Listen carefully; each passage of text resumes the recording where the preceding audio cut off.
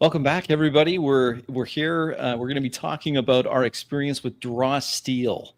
Yeah. The episode that we had, this was a one-shot run by the very generous with his time, Tom Christie over at D20 Play.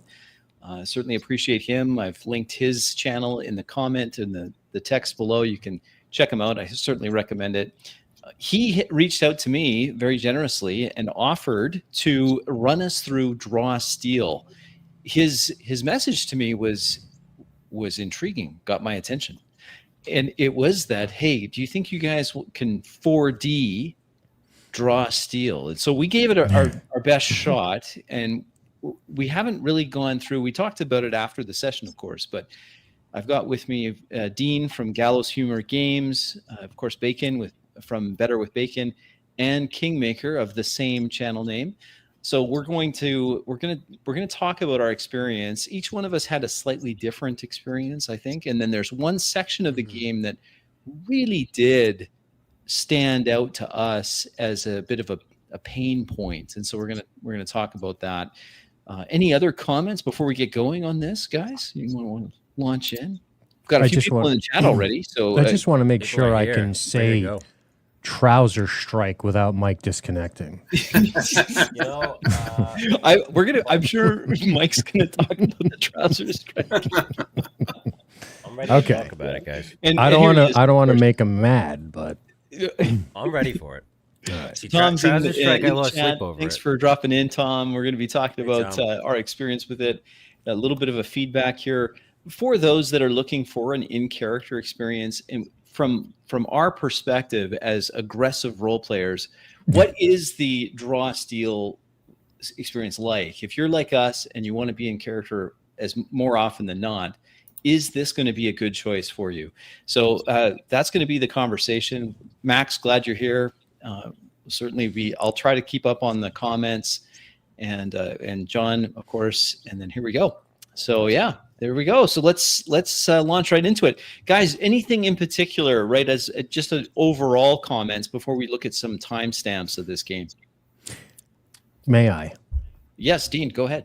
So, first of all, I'm not going to do I've been playing since whenever, but 4D is a newer concept to me. Outside of intuiting that it's a good way to role play, which is you're trying your best to stay in character the whole time. Mm-hmm. So my experience is going to be a little bit different than you guys, because not only is this still a new experience to me, one that does require practice and consideration, but it's also, on top of it, I'm learning a rather complicated system. So I'm trying to remember some of the table conventions that 4D likes, on top of trying to remember what is a large rule book that is Draw Steel. So I want to immediately give the game a tiny bit of space by saying I wasn't particularly great that night. I gave myself a solid C. There's a couple moments I had. You gave yourself a D? You gave me a D? No, me. What? No, you were an A. You just died early. You and Uriah. You were an A. You just died right away. No. That's not that. No demerits for that. That's so. Trust me, I'm not fishing for compliments. I just want to be as honest as possible. There was a couple of moments there where I completely I couldn't put myself there, and I just surrendered, and I was like, I rolled a 17. Tell me what happens, GM. So that aside, I do think the difficulty in the game is that it's very rules intensive. And when you already don't know the rules, it does make it more difficult to role play. That's just my opening thought. I kind of want to build off that. Like, it is a very rules intensive game, and it feels very much like the game was written to live in that rules frame. As far as like tactics are concerned, as far as constant reference to the different abilities that you have. Additionally, I kind of want to say up front, maybe this is me being a little too permissive and forgiving. I don't know, but I'll rely on you three to sort of temper me. We were trying to do something the game was fighting us on, and so I don't think we really met the game where it wanted us to meet it. And so I don't want to come across as like a naysayer or being negative for the sake of being negative. We were absolutely being confrontational with that system and how it wanted to be played. And I think we should put that out there. I totally I'm agree. glad you said that, Bacon, because that's absolutely true.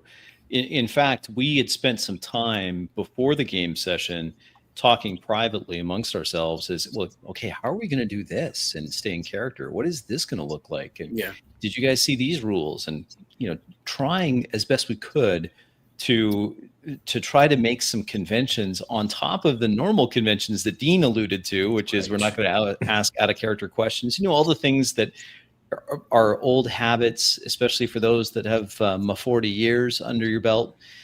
You're gonna totally fall into that, and so you have that in addition to this relatively complex game. How about you, Kingmaker? Why don't you give us your thoughts? I want to just to piggyback off of what you said there. We were trying to stay in character as much as possible. That, in a lot of ways, was a detriment to us, especially my character.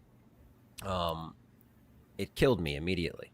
I did not optimize my turns. The game screams at you to optimize turns, and it punished me, and it punished a lot of us for it. So it's not asking for role play, in my opinion. I think it is mostly asking for that optimized turn board game style. Otherwise, if they slap that on the box, I'd be fine with that. But they are kind of selling it as a tabletop role playing game. So interesting. Yeah, Bacon, when you say fighting the game, I think that's such a succinct way to say it, because I think we were in fact fighting. I'm going to be very controversial and say, as a game goes, I don't know if it's a bad game. No, It's got a ton of thoughts and ideas that are like, oh, that's kind of neat as a game, but I don't really know. Because we were trying to do something it's like we showed up to the NFL thinking we were going to play in the NHL. It's just it's a completely different idea. We're playing with different rules. We're playing with a whole different mindset. Well, I think you're right. My impression, I'd like to get your guys' take on this, is that this is the type of game, speaking of the tactical nature of it and all the buttons to push, which is, Tiger Uppercut, see a lot of button pushing, a lot of very true. Resource management's a real big thing here. And I think that in this game, you could very comfortably remove any role play and have no difference in the experience. So in other words, role play doesn't add anything to it. It's not considered to be an essential component of the system, from what I can tell. Yeah, the opening words. I would absolutely agree with that. I didn't mean to talk over anyone. Go, please do. All right, I agree with that because it's going to become apparent in the sections that we address throughout the course of the stream. There's one in particular I'll hold off until we get there, but it's like it gamifies everything, and so you can literally just move from combat, now the montage, now negotiation, now another combat. Like you could just flow through from these different segments, and I don't think there would be much that's changed. Yeah, I agree. I think are you guys okay if we start this, or go ahead? Let's do it. I was just saying. I think I needed a beer and some pretzels and bullshitting at the table, and I think that game could do well there. I think it could. The system. So to Crispy's point, yeah. If you take out the role playing aspect and you bust out some miniatures on a game mat, you might go, "This is kind of neat." This is cool, yeah. It's because cool. there is just like other board games where there's good interaction on when it's not your turn. Like, okay, well, I've got some things to do when it's not my turn. I'm not just waiting. Sure. Around the table, I think that would be fine, and then you would not be fighting some of the things that we found ourselves fighting against. Right. In the typical narcissist fashion, we're starting with my timestamp. That's fine. Let's All right, guys, go for it. Let me just give you a very quick, brief explanation as to what's going on here. The game. This is an introductory module, and what's happening is that you have it's an escort mission essentially. But what Tom has done is he's also trying to teach us two things. Mm-hmm. One is the game itself, which he's very experienced. I would challenge anyone, including the game designers themselves, to show me a game where they're as on top of the rules and mechanics as Tom is.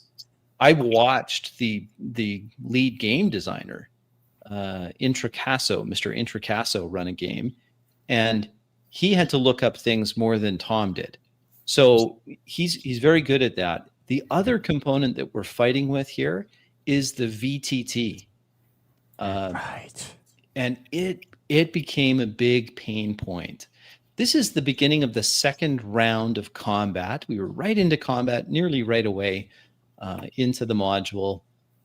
And this is my second turn. And I brought this up because I think that this turn has serious ramifications for Kingmaker. I'll explain in a second. And then we'll go over to Kingmaker. So let's just watch a few minutes of this. I want to just show you what I'm talking about. Here we go. 3 to there, and then Jory. He's coming for the cart. You see a rat. Okay. Dean, I love that. And anyone watching this, you should be doing that sort of thing. There's a reason why speaking is considered a free action if it's short. And that's Dean's playing a tactician and he's yelling out what they're doing. It's really, really good. So I love that. Then let's look at the train wreck that is my turn. Snout around the back of the wagon, Jory. Rurik, there's someone coming. Okay, so I'm trying to communicate, as awkward as this is, I'm trying to communicate over to Bacon's character, in character, because Tom said, I spot these other rat folk coming in from the east. And so I'm calling that out. Gotta protect the civilians. I look over at Myrna and Hector on the wagon. It's okay, folks. We have this well in hand. The big scary orc is going to kill that thing. I just love Spoiler alert, we did not have this well in hand. Spoiler alert, I do this a lot. Especially on a one shot, I'm like, hey, let's have some good play or character versus character conflict. You're 7 feet tall, Bacon. I don't know what that was all about. So you choose a swarmy. 7-foot tall orc. All right. Massive.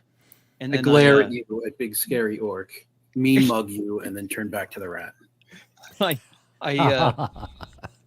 use remote assistance by confusing the rat in its tiny little mind. I helped you, Rurik. I'm helping. Okay, I'm obviously playing the useless character. But the reason I selected this is I wanted to show, to lead things off, if you have a non-tactical player in the party, the entire party will suffer. Because this happens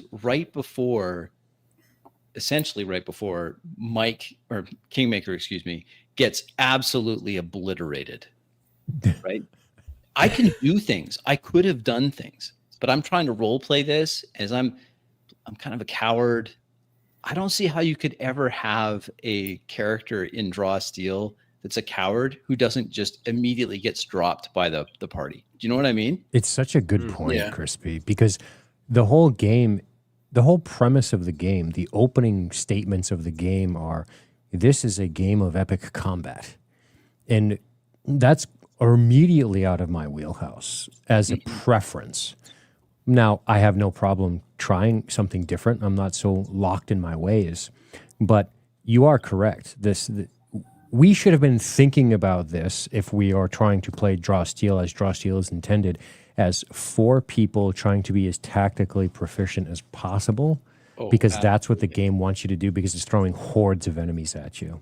Yeah, I was really so does. shocked by the amount of enemies. Just to answer this, did any of you four, and Uriah couldn't make it, so we're not, we haven't had a falling out with Uriah. Uriah is having a wonderful time of his life with his wife, and we wish him all the best. And we're really sad that he's not here. And he'll probably give his thoughts as well at some future date. But there were parts of this that I thought were good.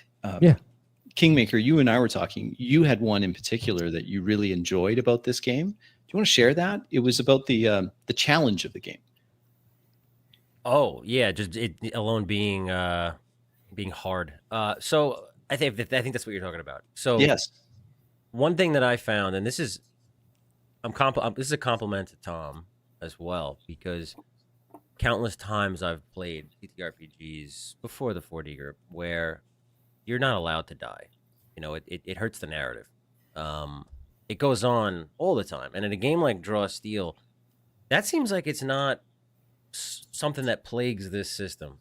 You're expected to possibly die, kind of like Shadow Dark in a lot of ways, but this game in particular was lethal, and I did not have a problem with that. The fact that I died, I wasn't mad. I wasn't annoyed with the system. I was like, that was fast-paced, aggressive, awesome. I couldn't ask for more. Sometimes most of the time dying in a game to me just feels so much more rewarding than actually completing the quest. I agree. Which is a strange thing, but it is. And that's an aspect of the game. It's lethality, which is refreshing to me. Because there's a lot of games today that aren't like that. So that's very true. Dean, your thoughts. You had mentioned that you also agree with my assessment that you cannot really afford to have a player who's going to not use their main action, maneuver, and move. Maybe the move isn't a big deal, but those other two things, you better be using those every turn, or there will be, a domino effect that will result in party or character death for sure. Yeah, the system. I am much like Kingmaker. I don't care. I praise lethality. The idea of something like Alien from Free League or Mothership, yes, make it terrifying, scare me, make it so we can possibly die. Kill me. Kill me, please. Step on my face. So no, I hate myself. No, but really, what I'm saying is that. Although I will say this, when I saw that we were playing Draw Steel, this really epic game with these characters who could do all kinds of shit, I thought to myself, oh, we're not going to die in this game. So oddly enough, I didn't expect it. That doesn't mean I don't mind it. And I also wouldn't mind if we got total party killed. That doesn't bother me at all. It's not about how far we did or didn't go. That were my gripes with the system. So no, the system, but to the proper point that you're asking about is, yes, we can't. The tactician has to mark people. That'd be me. So there's a lot of things I, in fact, didn't do, and a lot of it was because I should have studied the game a little bit more before we played, but then there were some barriers, as you mentioned, VTT, we're live, we're remote, we're trying something, we're playing tug of war with a system that maybe we shouldn't. So yeah, I think you have to really optimize. I think what the game wants, Crispy, and the rest of you guys, please correct me if I'm wrong, is for us to, when combat starts, to stop, and I get my cues from the GM on this, and go, Bacon, what do you think you're going to do with your guy this turn? 100% agree. What do you think you're going to do, King? Because I can mark the guy that's fighting you, and Crispy, if you want to like mind bullet the other dude, what I'll do is So I think it wants you to do that. And I think when you try to do that in character, you're going to be at a disadvantage, for sure. Oh, yeah. It's very explicit in that too. Absolutely. This isn't us reading into it. It does encourage a turn by committee. Yep. And that is a real problem for us because we explicitly exclude that as a valid turn. Sure. So, which makes it really challenging. Yeah. Hey, real quick to Molten Throne, I had a great experience. I don't know if it matters. I don't. Yeah.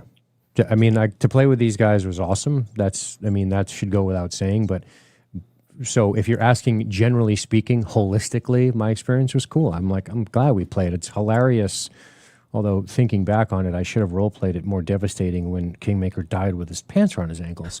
But I had a good time for sure. And to There was quickly a- answer the question as well, I had a really good time as well. I thought that Yeah. playing with these guys was awesome. I think there were a lot of tributaries to the good time that I had. It was the company that I was keeping. It was the excellence of the game mastery.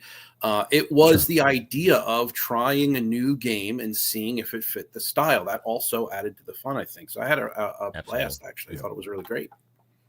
That's always fun to do that. That's one of the most fun I have since learning how to play like we do.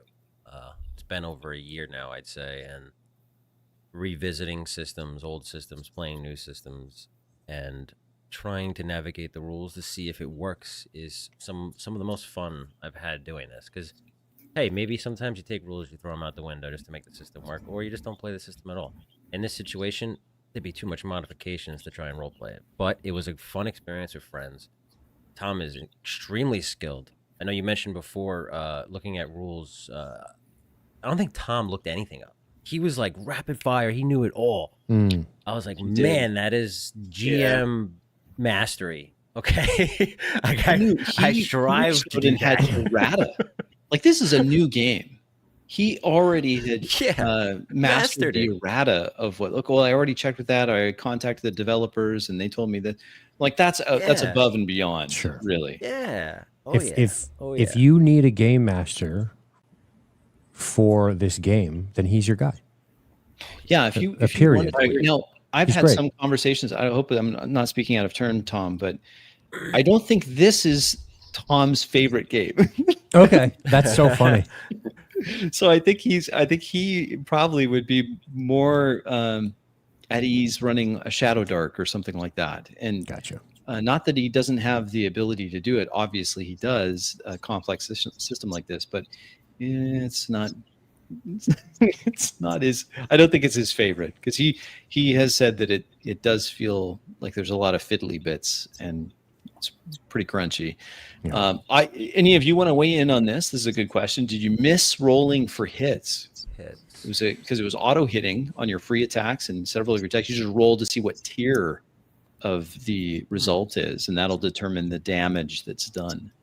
I'll go, but I don't have to go first. I mean, I can go. Go ahead. Generally speaking, Yeah. I like to meet a game's mechanics where they are. I have no problem if the game wants to auto hit, wants to roll for hits, or tiered damage, whatever it wants to do. I'm happy meeting it there. I didn't necessarily miss rolling for hits. Clearly, it made the game, I think, far more lethal, right? Because Tom was also not rolling for hits. And I think that contributed to the lethality, which I'm, again, much like everyone else here, I'm okay with. I go into games expecting to either go insane or die. That's something that Call of Cthulhu has sort of encouraged in my mindset when I approach a game. I enjoy seeing how long I'll last, how I'll go. I like all that kind of stuff. But it definitely made the game far more lethal. Like, especially when it's throwing like 30 ratmen at you. It's like, well, that's 30 automatic hits. We're all taking this damage. Yeah. Oh my God, how are we going to mitigate it? Yeah. I was so unprepared for the level of strikes you could take, the amount of strikes you could take in a turn, plus trying to role play, not thinking about catching my breath in the time because I was thinking about how my feet were positioned. I had something on the tip of my tongue that I wanted to say about this. I lost it. It'll come back to me. But yeah, we'll come back to you then if it comes back to you. Dean, you had some comments on this. Why don't you weigh in? Sure. It didn't even occur to me that was the case until like the third turn. I was like, I don't think we miss in this game. So I was a little slow to the pitch on that. I was like, I think we hit every time. So I was assessing it in live time, but now in reflection, I was saying this, I think in the Discord group, I don't mind a system that how well you hit over said target number. I don't mind that increasing damage. I think that's kind of neat. But it's hard to Mike's question, it's hard to take that question in a vacuum because so much of the other parts of the system are dependent on that reality. And I think that's where I struggle with it because personally, I do not like hit points as an abstraction of fatigue because I don't like describing a sword fight where nobody hits or misses. And then I'm like, okay, now I'm going to take off 9 hit points, even though I didn't get hit. That is what I was just thinking. That's a really difficult for me to imagine. It's really hard for me. You know, the saying that nerds like us have been saying since since before the Rings movies, but when Boromir dies with 3 arrows in him, every D&D nerd's like, how does he die from only 3 arrows? He should take 100 arrows. He's level 20, clearly. So I don't like the abstraction of it, and I think it's all tied to that. Like, okay, I can catch my breath and literally heal 11. So when the rat man stabbed me and I went, because he stabbed me, and I'm imagining a puncture or a slash or a cut, I just catch my breath, and then like Weapon X, it heals, so I struggle with that stuff. That's why I like low hit point lethal. I like lethal, but I like lethal in a different way. So I don't know if I'm answering the question. I'm just pontificating at this point. I think just to weigh in on this as well, I personally did not miss rolling for hits. I don't mind the tiered results. Nope. To me, I still had the satisfaction of being able to roll high and get a tier 3 result, and you can do more stuff. That's fine. My issue with the tiered results is that there's some results where you have to, again, do some above table talk. Is your might higher than this? Is your perception or your presence higher than that? And then depending on what, so there's this constant, it's an extra step essentially that is introduced depending on the tier result. I wasn't really excited about that. Good question though. Let's catch up here a little bit. Shergel, thanks for joining us. Other person that likes the lethality of games. I'm just going to skip to the questions here. This is from Max. How immersive your character could you get? Did you feel like you were playing characters or just character sheets? Great question. I want to start with you, Dean, and then we'll go reverse order. Dean, Bacon, Mike. I'm sorry, Kingmaker. I keep on doxing you. I'm sorry. It's okay. It's Max. You're not doxing me. That's why I just put my name at this point. My real name is Chris. If no one's guessed that yet, I don't know what channel you're. Shocking. My real name is. It's my last name. So. Yeah. So I wrote down. You won't see it, but I wrote down struggled to get into character, and he's asking that question. So yeah, I definitely struggled to get into character. And this came up when we discussed this in Discord, I believe.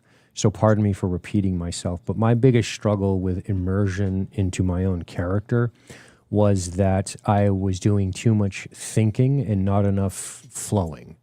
And that's because of the nature of the system, the nature of the VTT, and the rest of the things that were largely distractions to me.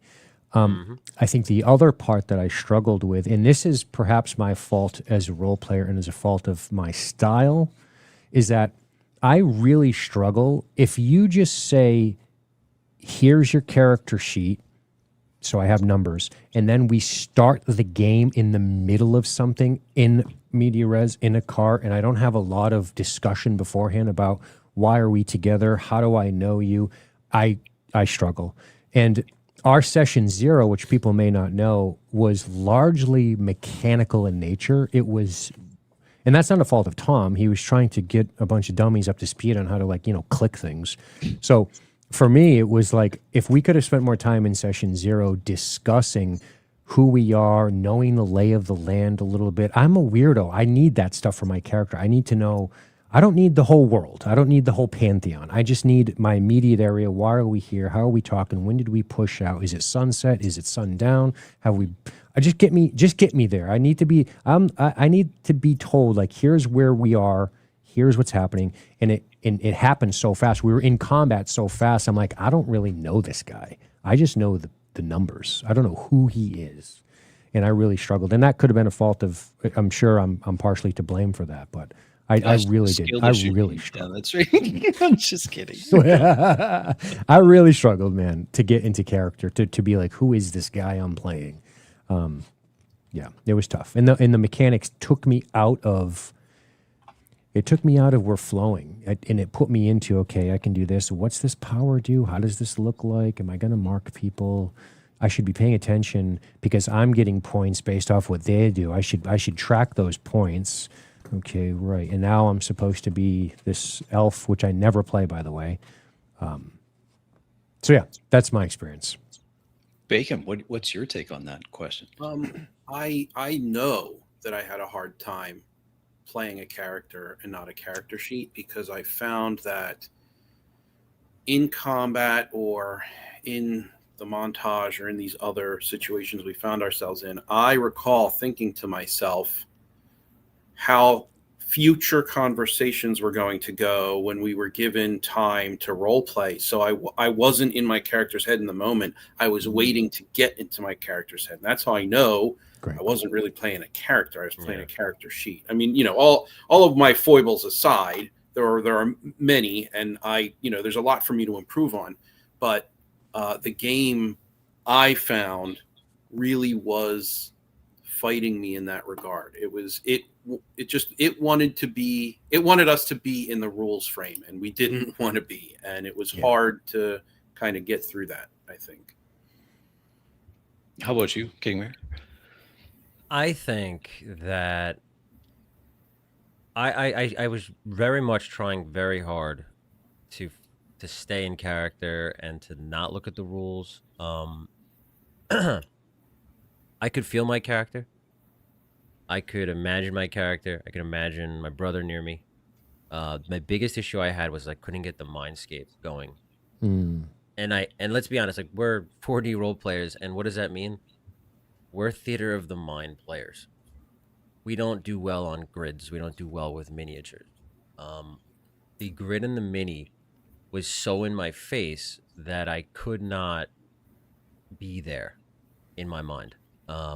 I'd be in character, and then all of a sudden I'd be 5, 10, 15, 20, 25. Constantly. Okay. Mm-hmm. And it brought me back to before I played Theater of the Mind in 4D. And I struggled from that. I think, and I think that if we were to play this game without a VTT and we Theater of the Mind it, I think we'd have a different experience. Because the grid and the tokens and the clicking of the rolls is very distracting for immersion, in my opinion.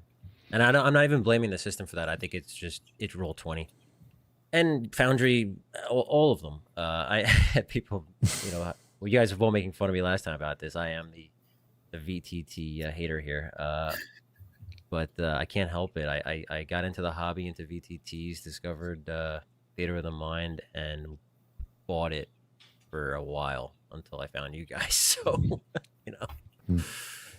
But yeah, I think it's all of us. It sounds like all of us had the similar situation where it really did feel more like just playing the character sheet, and part of that I think is everything that happens in the game. Now I would say a huge emphasis on combat as the focus of the game. Now that's not unique to Draw Steel, so I'm not sure that's a fair criticism of this in particular, but even when not in combat, the gamification of all elements of what you could encounter in the world made it hard for me. Max, I guess my answer would be this. I connected with my character when I was ignoring my powers, but in so doing, I'm not really playing the game anymore. I'm playing the character, sure, and I'm teasing the elf, and I'm making digs at but at the same time, I'm doing that to the detriment of the success of the mission. And so I feel like it's almost a bit of a cop out. Like, I'm not really engaging with the game as the game designers intended. I'm stepping away from that. And that was so that I could get into this character's head. Like, oh, okay, he's the coward. He's this. I'm not for me, it was really, and then when I did get into the powers, the reason I picked the character class that I picked is because of all the character classes, having someone with telekinetic abilities was the only way I could really visualize being able to force movement on enemies. And that was such a hard thing for me during my 4th edition days, as brief as they were. it was hard for me to visualize. Well, why is it that the Warforged Warden can just shift things around all the time? Like, what are they doing to allow that to happen? And so I picked a character class that I thought I would be able to visualize, but even then I was struggling to visualize it and stay in character. Veteran move, by the way. This is the one I think I can role play, right? That's what I did. I read them all, and I'm like, I think I can role play this guy. But then I was like, wouldn't it be fun if he's kind of the weakest link? Kingmaker, you bring up such a good point, man. Like that, it is the VTT to me, the entire framework, the entire paradigm of that evening, and I'm talking as players, was really I'm looking at a board on a computer screen, and thus I am now in a computer game. I am not in a role play. Like it felt as if role play was sort of the shadows creeping into the edges of what was the established. This is a game that's combat focused, that's going to be in the VTT, that's going to be pretty rules heavy. You're going to click lots of things. The role play was the shadowy, unloved, like nipping at the periphery a little bit. And to Bacon's point, there are moments where I was like, God, dude, that was bad. I'm talking about myself here. So I don't want to lay I'm not trying to outsource the blame in toto, but it definitely was the deck stacked against you. Are we okay? I think let me just see if we have any other questions that we can hit real quick here before let's just see.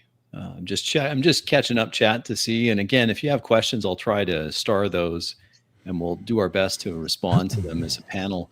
Let's go to yours. I've already queued it up here for you, Kingmaker. This is your timestamp that you had requested. Let's hear this. Does trouser cut on you? Taking 3 more malice. 2, 3. And that is a 10. So 7 plus 6 is 13 damage to you, Berlin. Oh, my two-handed axe up. Trying to stop. So make sure you keep track of the negatives, yeah. And he would, with that, push you 3, but you're a dwarf, and you got stability of 3, so it doesn't push you at all. It doesn't taunt you, but it does drop your trousers down around your ankles. You won't be able to move again until you use a maneuver to pull them up or kick them off. Oh, my willy's out, Bobby. It's his turn. Sorry, you did something here. Target damage is now I hear the cry of it pain. did Feedback loop. Oh, God. 13 damage. It's going to take half of the 13, so it's going to take 6 damage when it does that. Got it. Lord in heaven. And Silaf, your turn. So I thought it was Salif's not going to do Chaos mark erupting around somebody. me, I step aggressively into this pack of beasts, swinging wildly.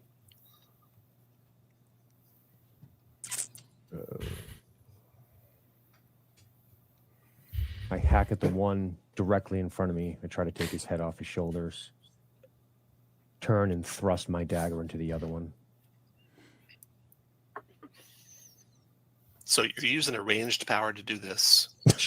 Unfortunately, what it does is it gives you disadvantage when you do that. Not disadvantage, Bane. But you roll the minimum anyway. So you do 4 damage, dropping that one, and dropping the one beside him. yeah, System mastery, Dean. Nice one. that was good. What a dingling. And I'm just I going am. to the next person, but if you ever want to do anything more than that, you let me know. Understood. Biak, he's going to hide in the wagon. He crawls through the canvas and gets there by Hector and Myrna and is now under cover of the canvas wagon, which is stuck in the mud. No, I think my demise He's is sort of once we get to the stuck. next That's the round, round. right? But 2, actually. So now we're coming up to round 3. Here we go. Malice builds to 3 plus 5 of you. so unexpected how much damage comes. Oh yeah, it comes. Just look Game at the comes at you scroll- fast, Wants to boys. go first? Just Berlin, look go at the ahead. scrolling in the side. Standing there with my pants around my ankles and the You know, I'm really glad that we can see now what Tom was doing on his end. Oh, Look at the management required. it's a nightmare. It's a Generating lot of malice. management. A lot. Sorry, we'll It's a keep it lot. rolling here. So A mud axe in hand. Bobby, I need help here. I raise my axe up, slamming down with a brutal slam at the creature for 7 Man. surging energy through me, Bring him over here, man. Let pushing me get him some of that back. you gotta hand it to you, Ryan.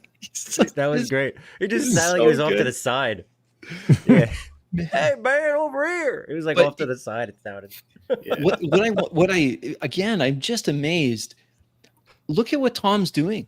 Do you see how he's quickly going in? He's got to adjust these hit point totals on all of these enemies. He's got to count up his malice. He's got to spend all this stuff. It's just It's a the lot. nerdiest version of whack-a-mole I've ever seen. fiction. And I mean, seeing it from his side, like the VTT was probably a huge benefit to him because it helped him Oh, track yeah. all this stuff. Yeah. Oh Can you yeah. imagine trying to just track that on paper? Nope. Ah, That- Tedious. Very Where? tedious it would be. How far? 1 square back. Push him 1. Okay. He's got stability of 1, so he doesn't move. Definitely dodging your shove. And then the red eyes are going. 5 of them. He waves to the red eyes to drop you and Berlin and Bobby. They move in to do just that. These 3 circle around to have a clear shot with the eyes on me. This does, they have an edge with their captain, so 4 damage. And then there's 2 more after that for 2 damage each. For a total of 8 damage, Bobby. And then Berlin. First one shooting at you. Eyes on me.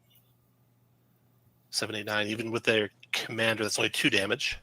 And then 2 more shots for 2 more, so a total of 6 damage, Berlin. They are done. Oh, Bobby. I'm getting surrounded. Hold on. Geek Hold on, roleplay. Berlin. I I ain't looking good. shift. You guys are was so awesome, good about man. taking That it where you was- can get it. Like you just really that was you great. dove in. I loved it. Well, the This funny is how thing it- is Sorry, go ahead, Mike. no. I was gonna say like, this is why I died because I was like, all I wanted to do was be Berlin the dwarf, and before I knew it, I was negative, and I could not catch my breath, and I was like, well, I'm going down in a blaze of glory, and that was it pretty much, man. It was, What I hope people will take from this, watching that, is that that's an in-character way of communicating hit point loss, like or health, and it's just that quick. And I thought it was really well done. Anyway, should we keep watching? We've got a few more because you want to go to the actual demise. I think it happens any second now, right? Okay, Sure. let's hear. And with a massive spinning attack, I take the railroad tie and say, "Back, all you! Get back!" Swinging it around, Holy cow. dealing 8 damage The to rat everyone north of you goes flying. in my vicinity. I knock the The rat next to one, him goes flying. knock him into the other, and doing 8 And that points one of damage. That one's smashed into the rock wall and drops dead. All right, Bobby. The last And, this footpath. I will in The- in the motion. I'll take a moment to catch my breath. Good move. Why didn't I think of that?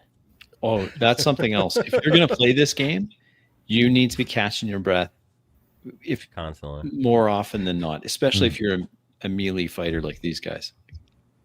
Crazy. Okay. That'll get you 11 stamina back.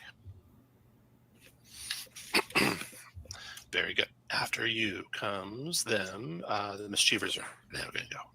Okay, so they're trying to swarm around the wagon, the ones that are south here. This one goes 1, 2, 3, 4 into the wagon. Grabs a crate. In here. 5, 6. I love it. Provoking 7, 8 from Jory. Great. Oh no. This is terrible, guys. You're going to see this is me absolute panic moment with the VTT. I remember I had this, so yeah. many of those. When you have a provoke, you attack? can take anything that's a free strike. So yeah, your free strike you could do. I mind spike him. It's a free strike. Just Yep. Look at the panicked look. This is me. Look at him. Look at that face. Absolutely panicking. I can't find the button. It's coded all the buttons. So again, for the benefit of the viewers here, at the very top of this screen, you'll see all of that text. Each box there corresponds with an ability you have on your character sheet. And he had organized them. Tom had organized them all. These are all macros or other things he's coded into Roll20. I mean, Tom, you should sell this to the people that want to play this game. Like that, It's whatever. such a huge effort. It's a huge undertaking. I can't find the button. Watch. Face. Look at the face. Look at the face. That's deer in headlights, folks. That is me absolutely panicking. I'm like, oh no, I'm pooping the bed. I can't believe no one's. I'm like, this is terrible. That was great. Eventually, I just Hail Mary to Tom. Listen.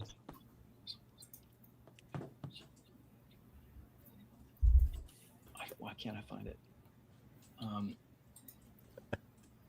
Can you roll for me, Tom? Can you roll for me, Tom? I was like, Can you roll for me, Daddy? please, Tom, help me. Please help me. You're my last hope. find the. Oh, And then it's right after that. There, I found it. Never Okay, mind. So Got it's it. going to be under Yeah, got it. Okay, it'll have a disadvantage, or not a bane, because he was Jason. You're doing a range attack, but that still doesn't have to drop. He drops. The crate drops My down. card. I'm going to keep him there, just so you know where the crate's at. But he is dead. Zero. I'll put it like an X through him, so he's dead. You dropped him right there. Okay, then the next rat. 2, 3, Oh boy. Buttons. 5, 6. Grabs a crate. 7, 8. 9. Again, the provokes are free. You can do them over and over. Dropping that Same one thing. as well. Yep.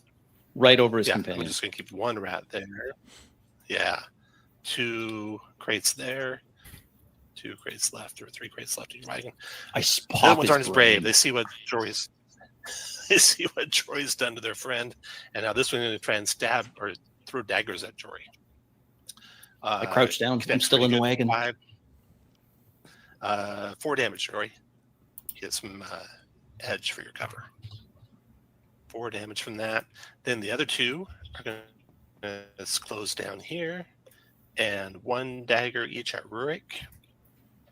So Rurik, that is 5 damage from the first dagger. The second dagger is going to be another 2. Grand total of 7 damage, Rurik. Mischievous rats. Is that all of them? I think it is. Yep. Okay. Back to you guys. Your turn. I shift over where the rats were jumping up into the wagon. I put both hands on my temples. Kinetic pulse burst 5. Mm-hmm. Burst 3, but whatever. Tom catches it. So whatever that is. See, burst 3. That'll get everything Burst 3? nearby you Okay. for sure. If you're strained, are you strained after you use it? Yep. Yeah. If you're strained, it's a burst 3. Okay, so that's going to do 2 psychic. That'll kill that one. Leave that one with a few hit points. Kill that one. And this one back here will be wounded. 2. Boom. Got it. Oops. Who did I do that to? Yeah, the resolution speed is. Mm-hmm. All right. After Jory, the maestro goes again. And round 3. He does Rondo of Rats. Within 10 of him. This ability is just mean. This is a one action, so it does not count one of his actions. But all the dead rats stand and make strikes against all of you before they die again. So you have 3 by Bobby. Free strike on Bobby for 2. Free strike on Bobby for 2. They drop. We got one here south of Berlin. He tries to stab Berlin with his rapier. That does 1 damage Berlin. And then we got a couple of risers here by Silif. They stab away for 4 damage Silif before they drop dead again. Silith. And that's these all rats, the dead I thought they rats were that are dead. behind anyone. I'd like to thank the Academy. And then that was the villain action. Then he's going to do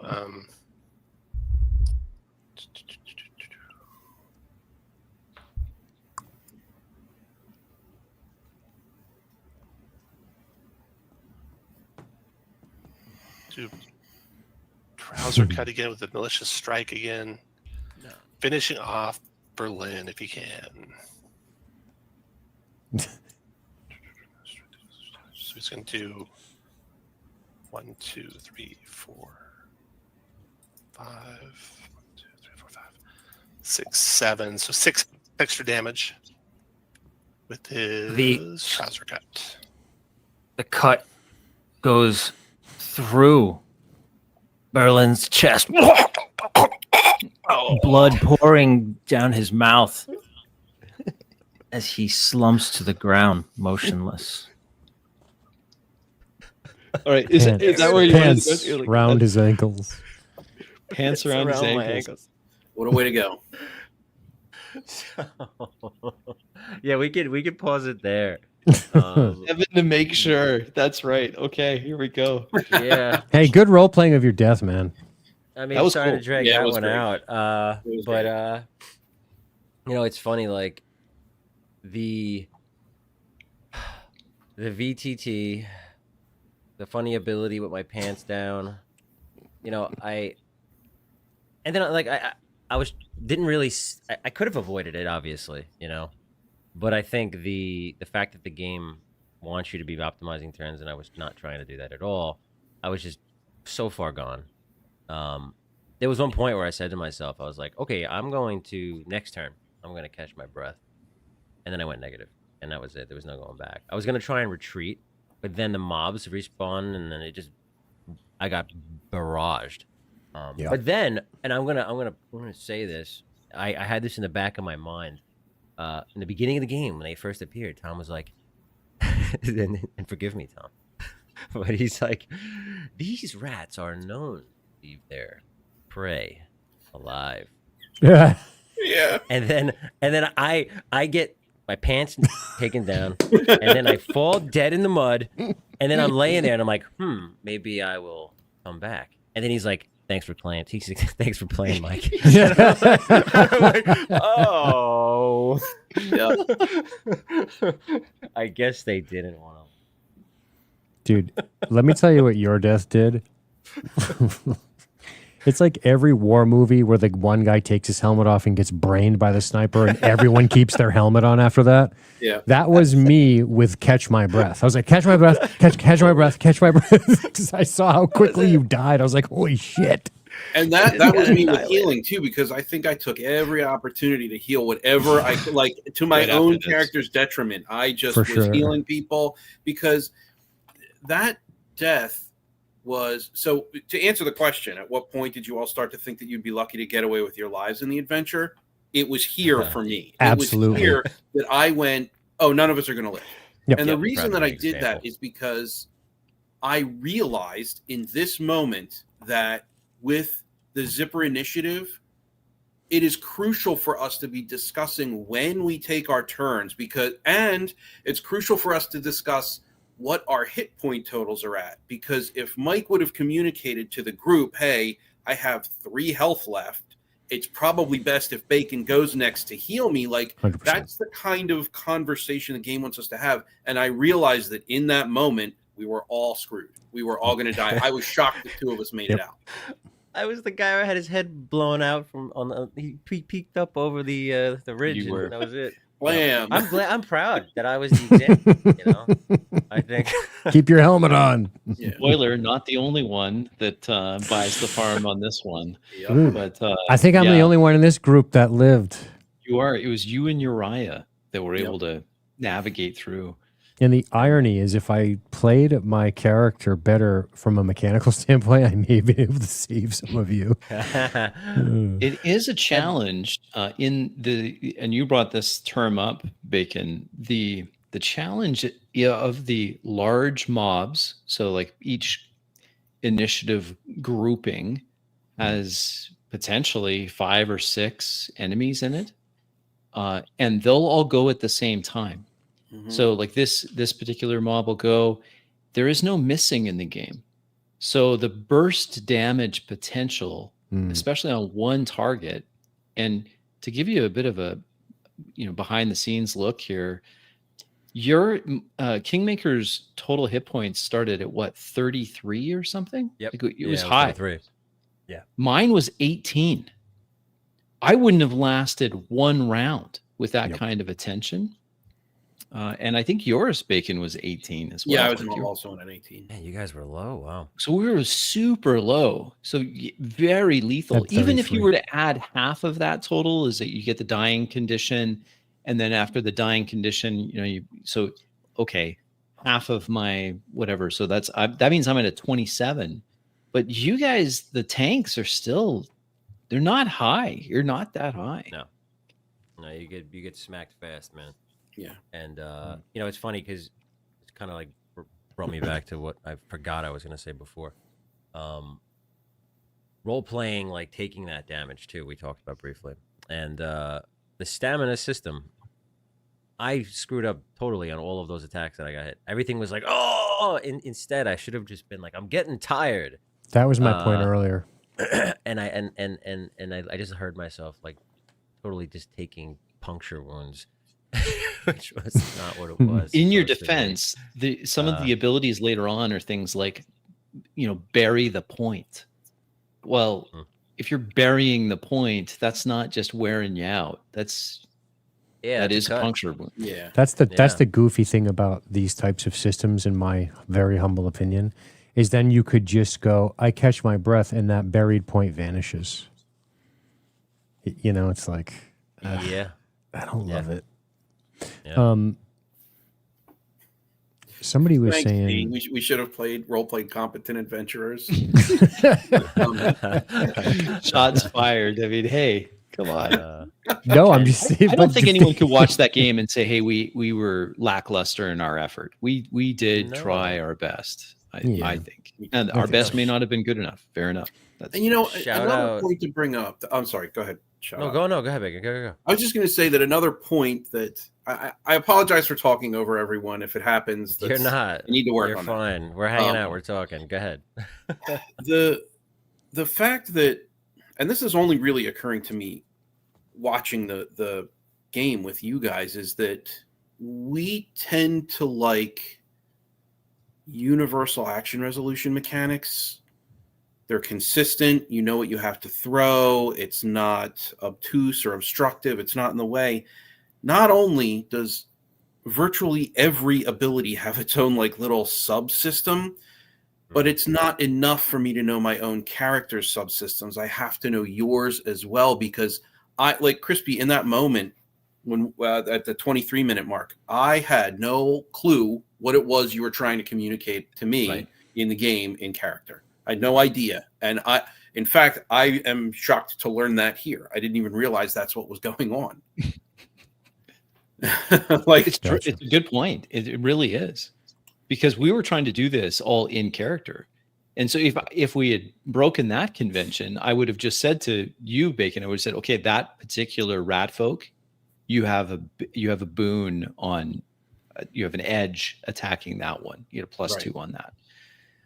We were trying to avoid that. So I think I'm being corrected. Buried the point causes bleeding, according to Thomas Surgery, because that's my mistake. Right. There's so many rules I don't know still. I mean, yeah, very true. Any other comments on this this particular segment? I really am excited about this next segment we're going to be watching together, because this is, as alluded to at the beginning of our stream, this is perhaps, for at least the four of us here, Uriah might be different, one of the largest pain points that we had with the system itself. So let's look at this, if you'll allow me. surrounded, because suddenly you are. Several armed woad elves emerge from the trees, one riding an enormous stag. Aren't these your cousins? Here. Okay. Again, Awesome. that, we did skip over you, Mike. Do you want to just briefly address this, and we'll go back to the video? Yeah, no. Oh, I was just saying because it was kind of the follow up to that after the death. Uriah is not here, and shout out to him. He might have been the only person who 4D'd. He 4D'd this whole thing that dwarves turned to stone, and then he took my body and he put it on a stone wall. And Great man, scene. dude, that was awesome. Great job on that, man. I was like, that's what we came here to do. Yeah, I think Yeah, he it nailed was. it. I think that it's He a did. Brian He Shane. nailed it. He nailed it. You know, It was all. Great. and that was great. It was really good. It was the Berlin Wall. If you didn't catch that, It was the Berlin Wall. and Great. what I especially liked about it is I didn't because my character joined Uriah's character to tribute a drink, and we didn't feel rushed. And I'm not saying Tom rushed us, but I think he was like trying to keep things moving, and I think there may have been a slight disconnect there because Tom's GMing the game he's supposed to be GMing, but we are, to quote Bacon's earlier point, fighting against that very convention with our style. And I think there were moments where I felt like I just needed a little bit of breathing room here. Like it would start and then stop and then start and then stop. So Yeah. that moment was allowed to breathe, which is why it stands out. And Uriah was fantastic. Definitely, There. it was awesome. He did yeah, awesome. that was a great spot. It really was. Okay, so this is back to the negotiation. We're watching a negotiation mechanic. Good Already I'm known for this. I'm already chiming in, but let's go. Oh, here, hold on. Let's get this back in. There we go. He steps right into the middle of the road. He says to probably Silif, "You trespass here, strangers. State your intentions plainly and clearly, and perhaps we will let you live." We want nothing of your land. We are simply passing through. We have medicine Good job, Dean. I mean, this is great. for the sick. So hands are what up. we're doing now is a negotiation, which, of course, That's where the role-playing brakes will- get slammed to me. Boom. Yes. Right there. Yeah, Yeah. absolutely. Yeah. And that's no offense to Tom, obviously. No, But great point he made. Negotiating more. yeah, it's tricky because It's there's. very tricky. Well, let's keep watching. Let's keep Yeah, watching. sorry, I'm sorry. form, but the way it'll work is these guys have some sort of patience with you that may bleed away as you guys are having your conversations.